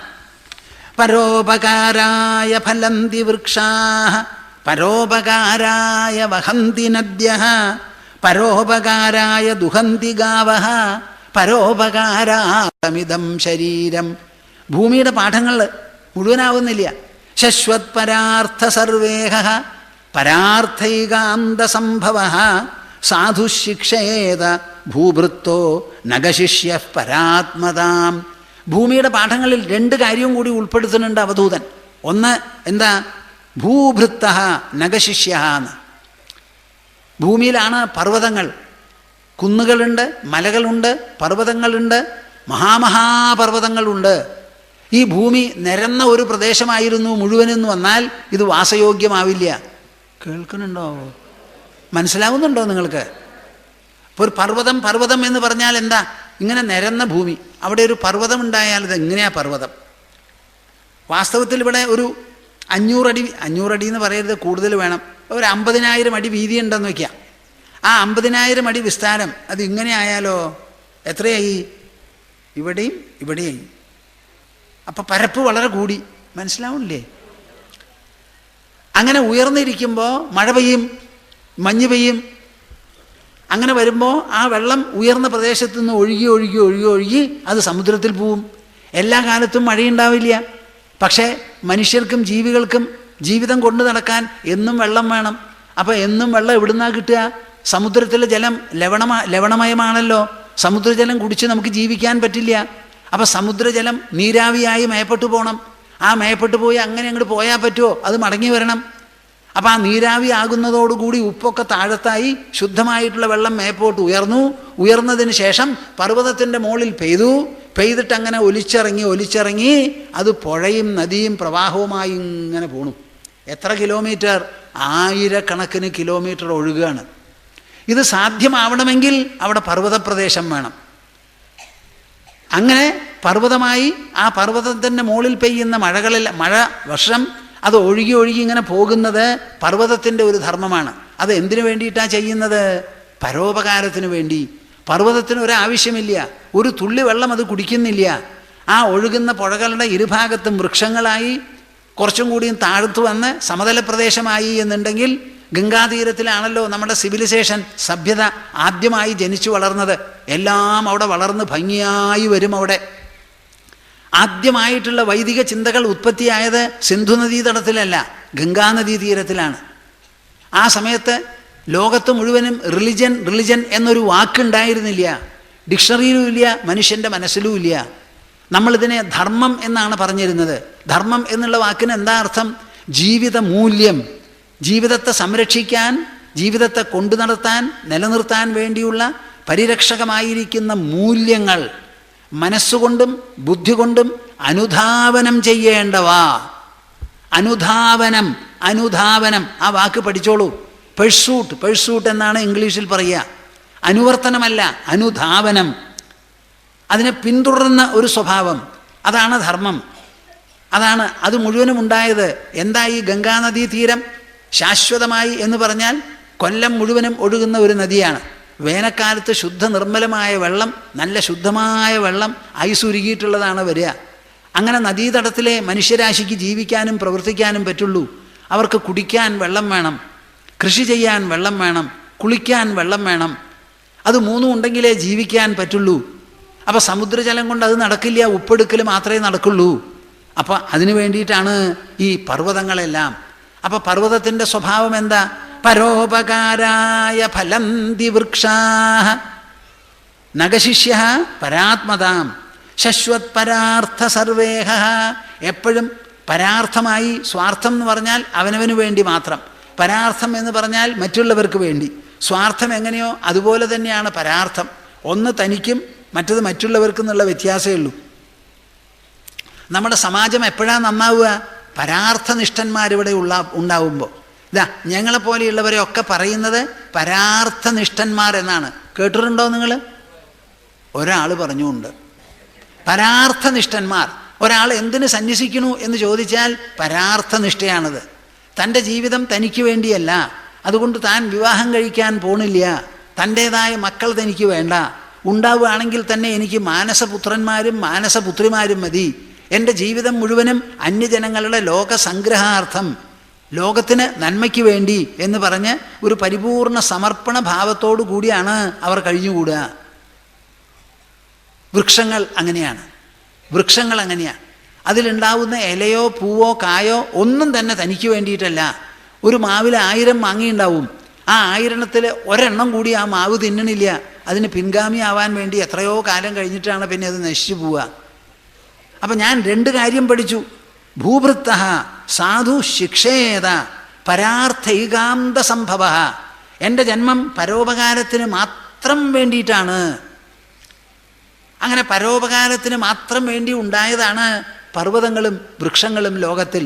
പരഭൃത്ത് എന്നൊരു പേരുണ്ട് വൃക്ഷത്തിന്, അന്യനെ ഭരിക്കാനും സഹായിക്കാനുമായിട്ടുള്ളത് എന്നുള്ള അർത്ഥത്തിൽ.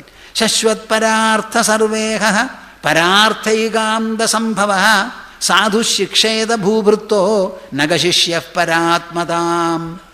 വൃക്ഷത്തിൻ്റെ ശിഷ്യനായി, നിങ്ങൾ കേൾക്കുന്നുണ്ടോ? വൃക്ഷത്തിൻ്റെ ശിഷ്യനായി ഞാൻ പരാത്മത പഠിച്ചു, അഭ്യസിച്ചു. വൃക്ഷത്തിനെ പോലെ ആകണം എൻ്റെ മനോവികാരങ്ങൾ മുഴുവനും, എൻ്റെ ജീവിതം മുഴുവനും പരോപകാരപ്രദമായ ഒരു സേവനമാകണം എന്ന് വൃക്ഷത്തിൽ നിന്ന് പഠിച്ചു. ഭൂഭൃത്തഃ, പർവ്വതത്തിൻ്റെ ശിഷ്യനായിട്ട് ഞാൻ എന്താ പഠിച്ചത്? ബാക്കിയുള്ളവർക്ക് വേണ്ടി, ഉപകാരത്തിന് വേണ്ടി ഇങ്ങനെ പ്രവർത്തിച്ചുകൊണ്ടിരിക്കുക, തനിക്ക് വേണ്ടി ഒന്നും വേണ്ടാന്ന്. ഈ പർവ്വതത്തിൽ നിന്ന് നദികളൊക്കെ ഉയർന്നു വരുന്നു, ധാതുക്കളുണ്ട്, ലവണങ്ങളുണ്ട്, ഔഷധികളുണ്ട്, മരുന്ന് ചെടികളൊക്കെ ഉണ്ട്. ഇതൊക്കെ ഈ പർവ്വതത്തിൽ വളരുന്നതാണ്. അതൊരൊറ്റ എണ്ണം അതിനല്ല, ബാക്കിയുള്ളവർക്ക് വേണ്ടിയിട്ടാണ്. ഒരു സാധു അല്ലെങ്കിൽ ഒരു മഹാത്മാ, ഒരു സന്യാസി, ഒരു തത്വജ്ഞൻ, അദ്ദേഹം എങ്ങനെയാ പർവ്വതത്തെ പോലെ ആവുക എന്ന് പറഞ്ഞാൽ അദ്ദേഹത്തിന് നല്ല ഉയർച്ച വേണം. എവിടം കൊണ്ടാ ഉയർച്ച? മനസ്സുകൊണ്ട്, ബുദ്ധി കൊണ്ട്. അതിസൂക്ഷ്മമായ ബുദ്ധി, ആ ബുദ്ധിയെ സൂക്ഷ്മമാക്കി സദാ കൂലങ്കഷമായി കാണുന്ന ദൃശ്യങ്ങളെക്കുറിച്ച് ചിന്തിച്ച് ജനങ്ങളുടെ ആവശ്യത്തെക്കുറിച്ച് ആലോചിച്ച് അവരെന്തു വേണം? ശാസ്ത്രങ്ങൾ അനവധിയുണ്ട് ഇവിടെ, എല്ലാവർക്കും അത് പഠിക്കാനും ഗ്രഹിക്കാനും പറ്റില്ല. അപ്പോൾ എല്ലാ ശാസ്ത്രങ്ങളെയും വേണ്ടതുപോലെ മനസ്സിലാക്കി ഗ്രഹിച്ച് അതിൽ നിന്നുള്ള ഉയർച്ച തൻ്റെ ഉള്ളിൽ വരുമ്പോൾ എന്താ ഞാൻ പറഞ്ഞത്?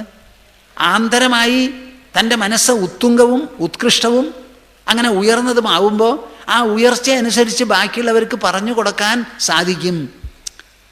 അതാണ് അദ്ദേഹം വളർത്തിയെടുക്കേണ്ടത്, പർവ്വതത്തെ പോലെ ആകേണ്ടത്. 2 ശ്ലോകമുണ്ട്, പരോപകാര ശ്ലോകങ്ങൾ. നിങ്ങളൊക്കെ കുട്ടികളെ പഠിപ്പിക്കേണ്ടതാ. ഞങ്ങൾ നടത്തുന്ന അന്നവസ്ത്രദാന സത്രമുണ്ടല്ലോ, ഇവിടെ പഞ്ഞക്കർക്കടകം എന്ന് പറയുന്ന ആ മാസം,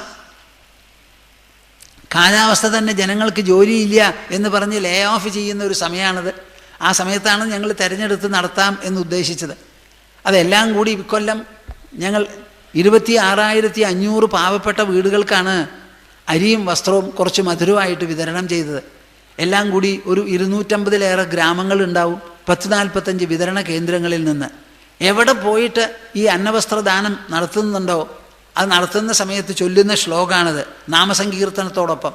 പരോപകാരായ ഫലന്തി വൃക്ഷാഃ പരോപകാരായ വഹന്തി നദ്യഃ പരോപകാരായ ദുഹന്തി ഗാവഃ പരോപകാരാർത്ഥം ഇദം ശരീരം. എൻ്റെ ശരീരം ജനിച്ചത് പാറലിക്കാട്ട് തച്ചനാത്തുകാവിലാണല്ലോ. അപ്പം ഞങ്ങളൊക്കെ കുട്ടികളായിരിക്കുന്ന സമയത്ത് സംസ്കൃതത്തിൽ ഇത്തിരി താല്പര്യമൊക്കെ ഉള്ളവരാ. ഞങ്ങൾ പറയും പരോപകാരാർത്ഥം ഇദം ശരീരം. ബാക്കിയുള്ള 3 വരി അറിയില്ല. പരോപകാരാർത്ഥം, പരോപകാരാർത്ഥം ഇദം ശരീരം. നമ്മുടെ ശരീരം പരോപകാരാർത്ഥമാണ്, അന്യന് ഉപകാരം ചെയ്യാനാണ്, തനിക്ക് വാരിക്കോരി തിന്നാനല്ല. കൂടുതൽ തിന്നാനുണ്ടെങ്കിൽ ബാക്കിയുള്ളവർക്ക് കൊടുത്ത് സന്തോഷിക്കും, തിന്നല്ല സന്തോഷിക്കേണ്ടത്. അത്യാവശ്യത്തിനുള്ളത് കഴിക്കുക. പരോപകാരായ ഫലന്തി വൃക്ഷാഃ, വൃക്ഷങ്ങൾ ഫലിക്കുന്നത് പരോപകാരത്തിന് വേണ്ടി. പരോപകാരായ വഹന്തി നദ്യഃ, നദികൾ ഒഴുകുന്നതോ തനിക്ക് വേണ്ടിയിട്ടല്ല. എങ്ങടാ ഒഴുകണത്? താണസ്ഥലത്തേക്കാണ് ഒഴുകുന്നത്. നിങ്ങൾ തന്നെ ഒഴുകാൻ തയ്യാറുണ്ടോ? ഞാൻ കേമൻ, തല ഉയർത്തിപ്പിടിക്കുകയാണ് നിങ്ങൾ ചെയ്യുക. ആ വിനയം വേണം, അപ്പോഴേ ബാക്കിയുള്ളവർക്ക് സേവനം ചെയ്യാൻ പറ്റുള്ളൂ. ഒഴുകണം താഴത്തേക്ക്, മുകളിലേക്കല്ല. പരോപകാരായ വഹന്തി നദ്യഃ പരോപകാരായ ദുഹന്തി ഗാവഃ. പശുക്കളുണ്ട്, ആ പശുക്കൾ പാല് ചുരക്കണതും പാല് തരണതും എന്തിനു വേണ്ടിയിട്ടാ? ബാക്കിയുള്ളവർക്ക് വേണ്ടി. പരോപകാരാർത്ഥമിദം ശരീരം, പരോപകാരത്തിന് വേണ്ടിയാണ് നമ്മുടെ ശരീരം. നിങ്ങളിത് കുട്ടികളെ ഒന്ന് പറഞ്ഞ് മനസ്സിലാക്കുമോ അതോ പേടിക്കോ? എനിക്ക് വെള്ളം തരാൻ ആരും ഉണ്ടാവില്ല അങ്ങനെ വിചാരിക്കോ? കള്ളത്തരം കളയണം കേട്ടോ. ഗുണങ്ങളും മൂല്യങ്ങളും ഈ സത്രശാലയിൽ പറയുമ്പോൾ ഉൾക്കൊണ്ടോളൂ. അയ്യോ സ്വാമിജി പറയണ മാതിരി പറഞ്ഞ് പഠിപ്പിച്ചാൽ ഞങ്ങൾക്ക് മരിക്കാൻ കാലത്ത് വെള്ളം കിട്ടില്ല എന്ന് പറയോ? ശങ്കരാചാര്യർ എന്താ പറഞ്ഞത്? വിധവയായിരിക്കുന്ന ഒരമ്മയെ വിട്ടിട്ടാണ് അദ്ദേഹം നർമ്മദാ നദീതീരത്തിൽ ഗോവിന്ദപാദരെ കണ്ടുപിടിക്കാൻ വേണ്ടി അച്ഛൻ മരിക്കുന്നതിന് മുൻപ് പറഞ്ഞ ഒരു വാക്കിൻ്റെ പേരിൽ കാൽ നടയായി 1000കണക്കിന് കിലോമീറ്റർ പൂർണ്ണ നദീ തീരത്തിൽ നിന്ന് നർമ്മദാ നദീ തീരത്തിലേക്ക് നടന്നത്. ഇപ്പുറത്ത് ആരാ? വിധവയായിരിക്കുന്ന അമ്മ, താൻ മാത്രമൊരു സന്താനം. ആ സന്താനമായിട്ടും അമ്മയെ വിട്ടുപോയി. എൻ്റെ ജീവിതത്തിൽ വലിയ സ്വാധീനം ജനിപ്പിച്ചിട്ടുള്ളത് 3 എണ്ണമാണ്. ഒന്ന് രാമൻ്റെ സത്യസന്ധത, ത്യാഗം. കൃഷ്ണൻ്റെയോ എപ്പോൾ നോക്കിയാലും ചിരിച്ചുകൊണ്ടിരിക്കുന്ന ഒരു സ്വഭാവം. ഈ രാമൻ പാവം കരഞ്ഞിട്ടിരുന്നുള്ളൂ. രാമൻ്റെ സത്യസന്ധത വളരെ രസകരമായിരുന്നു, നന്നായിരുന്നു, എനിക്ക് വലിയ ഇഷ്ടമാണ്, ത്യാഗം. അതേസമയം രാമൻ വളരെ ദുഃഖിച്ചാൽ കഴിഞ്ഞുകൂടിയത്, അത് ഇഷ്ടമല്ല. ദുഃഖിക്കാതെ നമുക്കിരിക്കണം. അപ്പോൾ കൃഷ്ണൻ എപ്പോൾ നോക്കിയാലും പുല്ലാങ്കുഴൽ വിളിച്ച് ബാക്കിയുള്ളവരെയും സന്തോഷിപ്പിക്കും, താനും സന്തുഷ്ടനാണ്. അർജുനൻ കിടന്ന് കരഞ്ഞു, എവിടെ? യുദ്ധക്കളത്തിൽ. അപ്പോൾ കൃഷ്ണൻ ചിരിച്ചുകൊണ്ടാണ് പറയണത്. കേട്ടിട്ടുണ്ടോ നിങ്ങൾ? തമുവാച ഹൃഷീകേശ പ്രഹസന്നിവ ഭാരത. നിങ്ങൾ കിടന്ന് കരയണു, അത് കണ്ടിട്ട് ഇനിയൊരാളും കരഞ്ഞാൽ നിങ്ങൾക്ക് വല്ലതും ചെയ്യാൻ അയാളെ കൊണ്ട് പറ്റുമോ? ഓടി, ഞാനും ഓടി, കരഞ്ഞു, ഞാനും കരഞ്ഞു, ഒന്നും ചെയ്യാൻ പറ്റില്ല. ആ കരഞ്ഞ ആളെ സമാധാനിപ്പിക്കണമെങ്കിൽ ആ കരച്ചിലില്ലാത്ത ഒരു സന്തോഷം, ഒരു സൗഭാഗ്യം നിങ്ങൾക്ക് വേണം. അത് വെളിപ്പെടുത്തിക്കൊണ്ട് ചിരിച്ചും കൊണ്ടാണത്രേ അർജുനനെ അഭിസംബോധന ചെയ്തത് ആദ്യമായി. അപ്പോൾ ഈ കൃഷ്ണൻ എപ്പോൾ നോക്കിയാലും ചിരിക്കും. അന്ന് കുട്ടിയാണല്ലോ ഞാൻ. അപ്പോൾ ഈ കൃഷ്ണൻ ചിരിക്കണമെന്നുള്ളത് മാത്രമേ മനസ്സിലായുള്ളൂ. അങ്ങനെ പ്രായമൂപ്പ് വന്ന് അധ്യാത്മ ഗവേഷണമൊക്കെ തുടങ്ങിയപ്പോഴാണ് മനസ്സിലായത്, ഈ ചിരിയുടെ പിന്നിൽ ഉപായപ്പെട്ട ചിരിയല്ലാതെ കൃഷ്ണൻ ഒരു യോഗീശ്വരനായിട്ടാണ് ഇങ്ങനെ ചിരിക്കാൻ സാധിച്ചത് എന്ന് മനസ്സിലായി. അതുപോലെ ആവണമെന്നായി. പിന്നെ അങ്ങനെ കൃഷ്ണത്വം ഉണ്ടല്ലോ. അപ്പോൾ ഈ വലിയ സ്വാധീനമാണ്. എന്താ? പരോപകാരാർത്ഥമിതം ശരീരം. എന്തിനാ ഞാനിത് പറഞ്ഞത്? ശങ്കരാചാര്യരുടെ കാര്യം. അമ്മയോട് യാത്ര പറഞ്ഞ് പോയി. പക്ഷെ അദ്ദേഹം പറഞ്ഞിരുന്നു, സന്യാസിയായിട്ടാണ് പോണത് എന്നുണ്ടെങ്കിലും അമ്മയ്ക്ക് ആവശ്യമുള്ള സമയത്ത് ഞാനിവിടെ വരുന്നു. പിന്നെ വന്നതോ അവസാന കാലത്താണ്. അപ്പം നിങ്ങൾ വിചാരിക്കരുത്, എൻ്റെ കുട്ടിക്ക് പരോപകാരപ്രദത്വം വന്നാൽ എനിക്ക് ചാവാൻ കാലത്ത് വെള്ളം തരില്ല എന്ന് വിചാരിക്കരുത്. എല്ലാവർക്കും വെള്ളം കൊടുക്കുന്നവൻ അമ്മയ്ക്ക് വെള്ളം കൊടുക്കില്ലേ? എന്താ മിണ്ടാത്തെ? ഇപ്പോഴും നിങ്ങളുടെ മനസ്സിൽ ഈഷലുണ്ടാവും, തരില്ല എന്ന് ഒരു തോന്നൽ.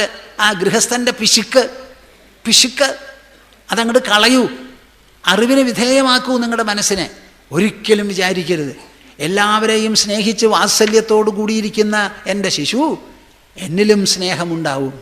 സ്നേഹത്തിൻ്റെ കുറവല്ല, അതിൻ്റെ വൈപുല്യമാണ്, അതിൻ്റെ ഗാഠതയാണ്, അതിൻ്റെ ശ്രേഷ്ഠഭാവമാണ് ഇവിടെ നാം പ്രതിപാദിക്കുന്നത്. അപ്പോൾ ഒരിക്കലും നിങ്ങൾ സംശയിക്കരുത്. പരോപകാരാർത്ഥമിതം ശരീരം. പരോപകാരാർത്ഥമാണ് മനുഷ്യ ശരീരം. അതിനെ സ്വാർത്ഥ ശരീരമാക്കി തീർക്കരുത്. പിബന്തി നദ്യ സ്വയമേവ നാംഭ സ്വയം ന ഖാദന്തി ഫലാനി വൃക്ഷാ നാദന്തി സസ്യം ഖലു വാരിവാഹ പരോപകാരായ സതാം വിഭൂതയഃ. ഞാൻ എന്താ പറയുക? ഇങ്ങനെയുള്ള മുത്തുപോലെയുള്ള കാര്യങ്ങൾ എന്നോ രചിച്ച് പാടി രസിപ്പിച്ച് മൂല്യങ്ങളെ അനശ്വരമായി ശാശ്വതമായി പ്രതിഷ്ഠിച്ചിട്ടുള്ള വിശേഷപ്പെട്ട ഒരു പുണ്യ സമാജമാണ്, പുണ്യരാഷ്ട്രമാണ് നമ്മുടേത്. നിങ്ങളിത് മനസ്സിലാക്കുന്നുണ്ടോ? നിങ്ങളിപ്പോഴും ഉറ്റുനോക്കുന്നത് പാശ്ചാത്യ മഹിമയ്ക്കാണ്. ഇന്ത്യയിലത്തെ സാധനം എനിക്ക് വേണ്ട, ഫോറിൻ അതാണ് നമുക്ക് വേണ്ടത്. അവരിവിടെ എരന്ന് നടക്കണത് ഇത് കിട്ടാൻ വേണ്ടി. ISROയിൽ ജോലി ചെയ്യുന്ന 2 ശാസ്ത്രജ്ഞന്മാർ ഞങ്ങളുടെ ആശ്രമത്തിൽ വന്നു. അവർ സംസാരിച്ചുകൊണ്ടിരിക്കുന്നതിൻ്റെ ഇടയിൽ പറയുകയാണ്. എന്താ പറഞ്ഞത്? സ്വാമിജി, ഞങ്ങൾ അവിടെയൊക്കെ ചെന്ന് അമേരിക്കയിലുള്ള സ്പേസ് റിസർച്ചിലൊക്കെ ജോലി ചെയ്യുന്നവരെ ചിലപ്പോൾ കാണാനും സംസാരിക്കാനും ഇടവരുന്നുണ്ട്. അപ്പം ഞങ്ങൾ സംസാരിക്കുന്നതിൻ്റെ ഇടയിൽ ഇന്ത്യ രാജ്യത്തിൻ്റെ സംസ്കാരത്തെയോ ആ യോഗം എന്നുള്ള കാര്യങ്ങളെപ്പറ്റി ഒരു പാരഗ്രാഫോ 2 പാരഗ്രാഫോ പറഞ്ഞാൽ അവർക്ക് കേൾക്കാൻ വലിയ ആകർഷണമാണത്രേ, വലിയ ഒരു മതിപ്പാണെന്ന്. അപ്പം നമുക്ക് നമ്മുടെ മഹിമ മനസ്സിലാവുന്നില്ല. ഇങ്ങനെയൊക്കെയാണ് പറയുന്നത്. പരോപകാരായ സതാം വിഭൂതയഃ. നിങ്ങളുടെ കയ്യിൽ എന്തെങ്കിലും സമ്പത്തുണ്ടെങ്കിൽ നിങ്ങൾ നല്ല മനുഷ്യരാണെന്ന് വെച്ചോളൂ. നല്ലവൻ്റെ കയ്യിലുള്ള സമ്പത്ത് പരോപകാരായ. പരോപകാരായ സതാം വിഭൂതയഃ. നല്ല മനുഷ്യർ, സജ്ജനങ്ങൾ, അവരുടെ കയ്യിലുള്ള വിഭവങ്ങൾ എന്തായാലും അത് അന്യർക്ക് ഉപകാരം ചെയ്യാൻ വേണ്ടിയാണ്. ആരുടെ കയ്യിൽ പണമുണ്ടെങ്കിലും ആ പണം സമാജത്തിൽ നിന്ന് വന്നതാണ്. ഞാൻ പറഞ്ഞാൽ നിങ്ങളിത് മനസ്സിലാക്കുമോ? ഏത് വ്യവസായ മേധാവി എടുത്തോളൂ, അദ്ദേഹത്തിൻ്റെ ഉത്പന്നങ്ങൾ ആരാ വാങ്ങുന്നത്? പാവപ്പെട്ടവനും പണക്കാരനും ഒരുപോലെ വാങ്ങുന്നു. പണക്കാർ 10 ഉണ്ടെങ്കിൽ പാവപ്പെട്ടവർ 10,000-ഉം 10 ലക്ഷവും ഉണ്ടാവും. അവർക്ക് വിറ്റിട്ട് അവർ മേടിച്ചിട്ടാണല്ലോ അങ്ങോരുടെ പണം. അതുമാതിരി കൃഷി വിളകളൊക്കെ നിങ്ങൾ കൊടുക്കുന്നത് ആർക്കാ? ഉപഭോക്താക്കൾക്ക്. ആരായി ഉപഭോക്താക്കൾ? മനുഷ്യർ, സമാജം. അപ്പം നമ്മുടെ കയ്യിലുള്ള പണം ആരുടെ പണമായാലും ആ പണത്തിന് നാം നമ്മുടെ ചുറ്റുമുള്ള സമാജത്തോട് കടപ്പെട്ടവരാണ്, കടപ്പെട്ടവരാണ്, കടപ്പെട്ടവരാണ്, ആണ്. ഇതൊരു സത്യമാണ്, ഒരു വാസ്തവമാണ്, അനിഷേധ്യമാണ് ഈ പറയുന്ന വാക്ക്. അപ്പം വ്യവസായ മേധാവികൾക്കും പണക്കാർക്കും എല്ലാവർക്കും മനസ്സിലാവണം, എൻ്റെ കയ്യിലുള്ള പണം മറ്റവൻ്റെ കയ്യിൽ നിന്ന് നേരുമാർഗത്തിലോ വളഞ്ഞ മാർഗത്തിലോ കൊണ്ടുവന്നതാണ്. സംശയമൊന്നുമില്ല ആ കാര്യത്തിൽ. അതിൻ്റെ കാര്യമായ ഒരു വിഹിതം അന്യജനങ്ങൾക്ക് വേണ്ടി നാം സമർപ്പിക്കണം, നൽകണം, കൊടുക്കണം.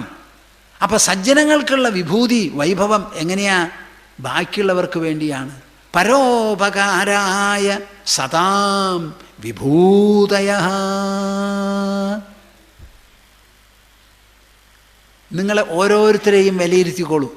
നിങ്ങളുടെ കയ്യിലുള്ളത് 10 പൈസയാവാം, 10,000 രൂപയാകാം, 10 ലക്ഷമോ 10 കോടിയോ ആകാം. അതിൻ്റെ ആനുപാതികമായിരിക്കുന്ന ഒരു ഭാഗം സമാജത്തിൻ്റെ നന്മയ്ക്ക് വേണ്ടി തുറന്ന മനസ്സോടുകൂടി സ്നേഹോഷ്മളതയോടുകൂടി നിങ്ങളൊരു സമർപ്പണം എന്നുള്ള നിലയ്ക്ക് നൽകണം.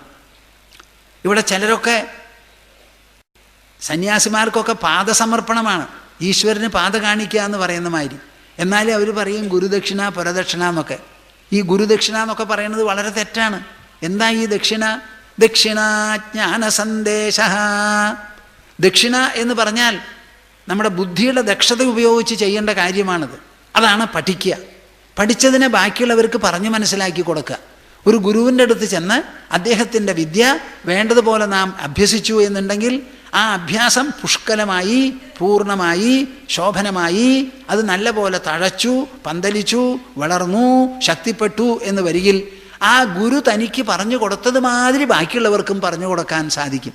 ആ ജ്ഞാനസന്ദേശമാണ് വാസ്തവത്തിലുള്ള ദക്ഷിണ. നിങ്ങളിപ്പോൾ ഇവിടെ വന്ന് എന്തെങ്കിലും സമർപ്പണങ്ങൾ തരുമ്പോൾ ഒരിക്കലും അതിനെ സംഭാവന എന്ന് പറയരുത്. അത് സമർപ്പണമാണ്. ഈശ്വരന് നാം എന്തെങ്കിലും കൊടുക്കുമ്പോൾ വഴിപാട് എന്ന് പറയണു. എന്താണ് ഈ വഴിപാട്? ഞാൻ ആലോചിച്ച് നോക്കി, ഡിക്ഷണറിയിലൊന്നും അതിന് അർത്ഥമില്ല.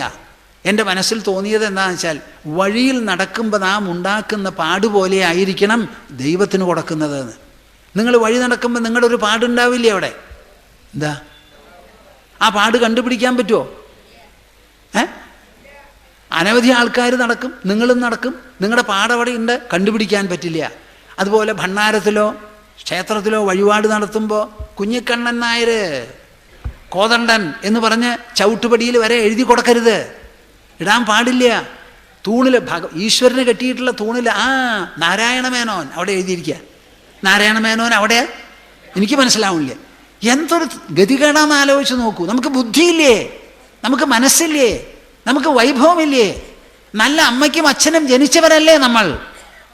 ഈശ്വരന് കൊടുക്കുമ്പോഴും സ്വർഗത്തിലും കട്ടറുമ്പ് അവിടെയുണ്ട്. ഇതെന്ത് ഗ്രഹപ്പഴയത്? ഒരു ക്ഷേത്രത്തിൽ എന്ന് ഞാൻ പറഞ്ഞപ്പോൾ പേരൊക്കെ എഴുതിയിട്ടുണ്ട്. അയ്യോ, ഞാൻ പറഞ്ഞത് നിങ്ങൾക്ക് ബുദ്ധിമുട്ടായോ? ഇല്ല സ്വാമിജി, അതിൽ ചിലർ പറയാ എഴുതിയ പേര് മാച്ചു കളയുമെന്ന്. കുറെ സമാധാനമായിയപ്പ. ഭൂമാനന്ദ സ്വാമി വലിയ അപകടക്കാരനാ.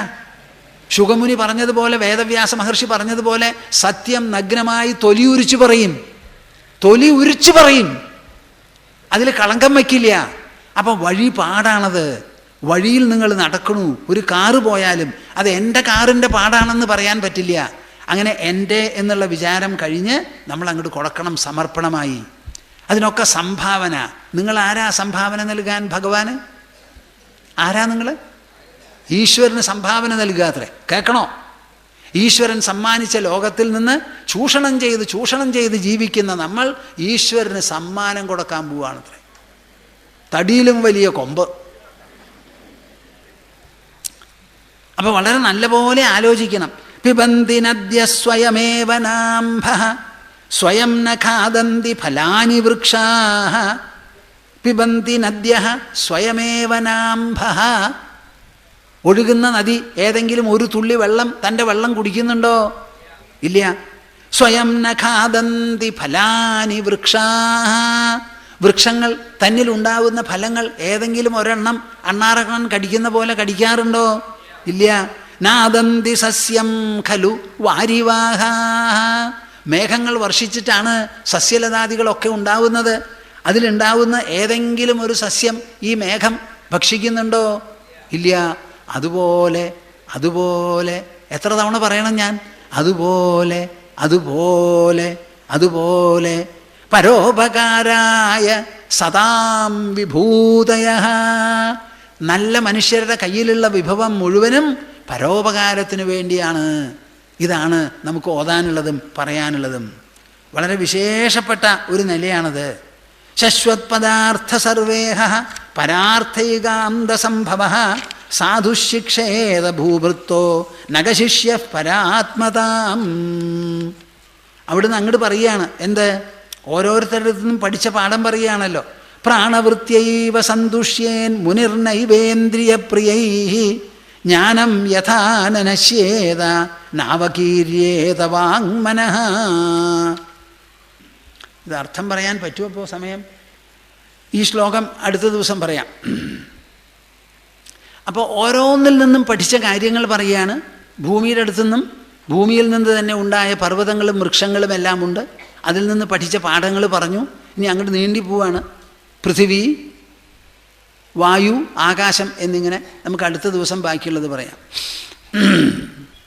സംവേദ്യവർജിതമനുത്തമമേകമാദ്യം സംവിത്പദം വികലനം കലയൻ മഹാത്മൻ ഹൃദ്യേവ തിഷ്ഠകലനാരഹിതഃ ക്രിയാം തു കുർവൻ അകർത്തൃപദമേത്യ ശമോദിതശ്രീ.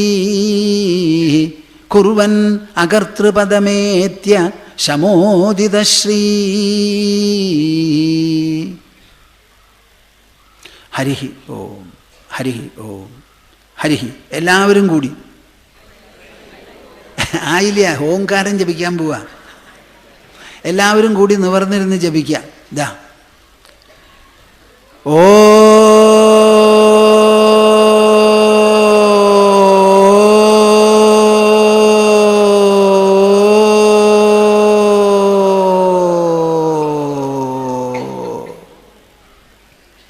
ഹരി ഓ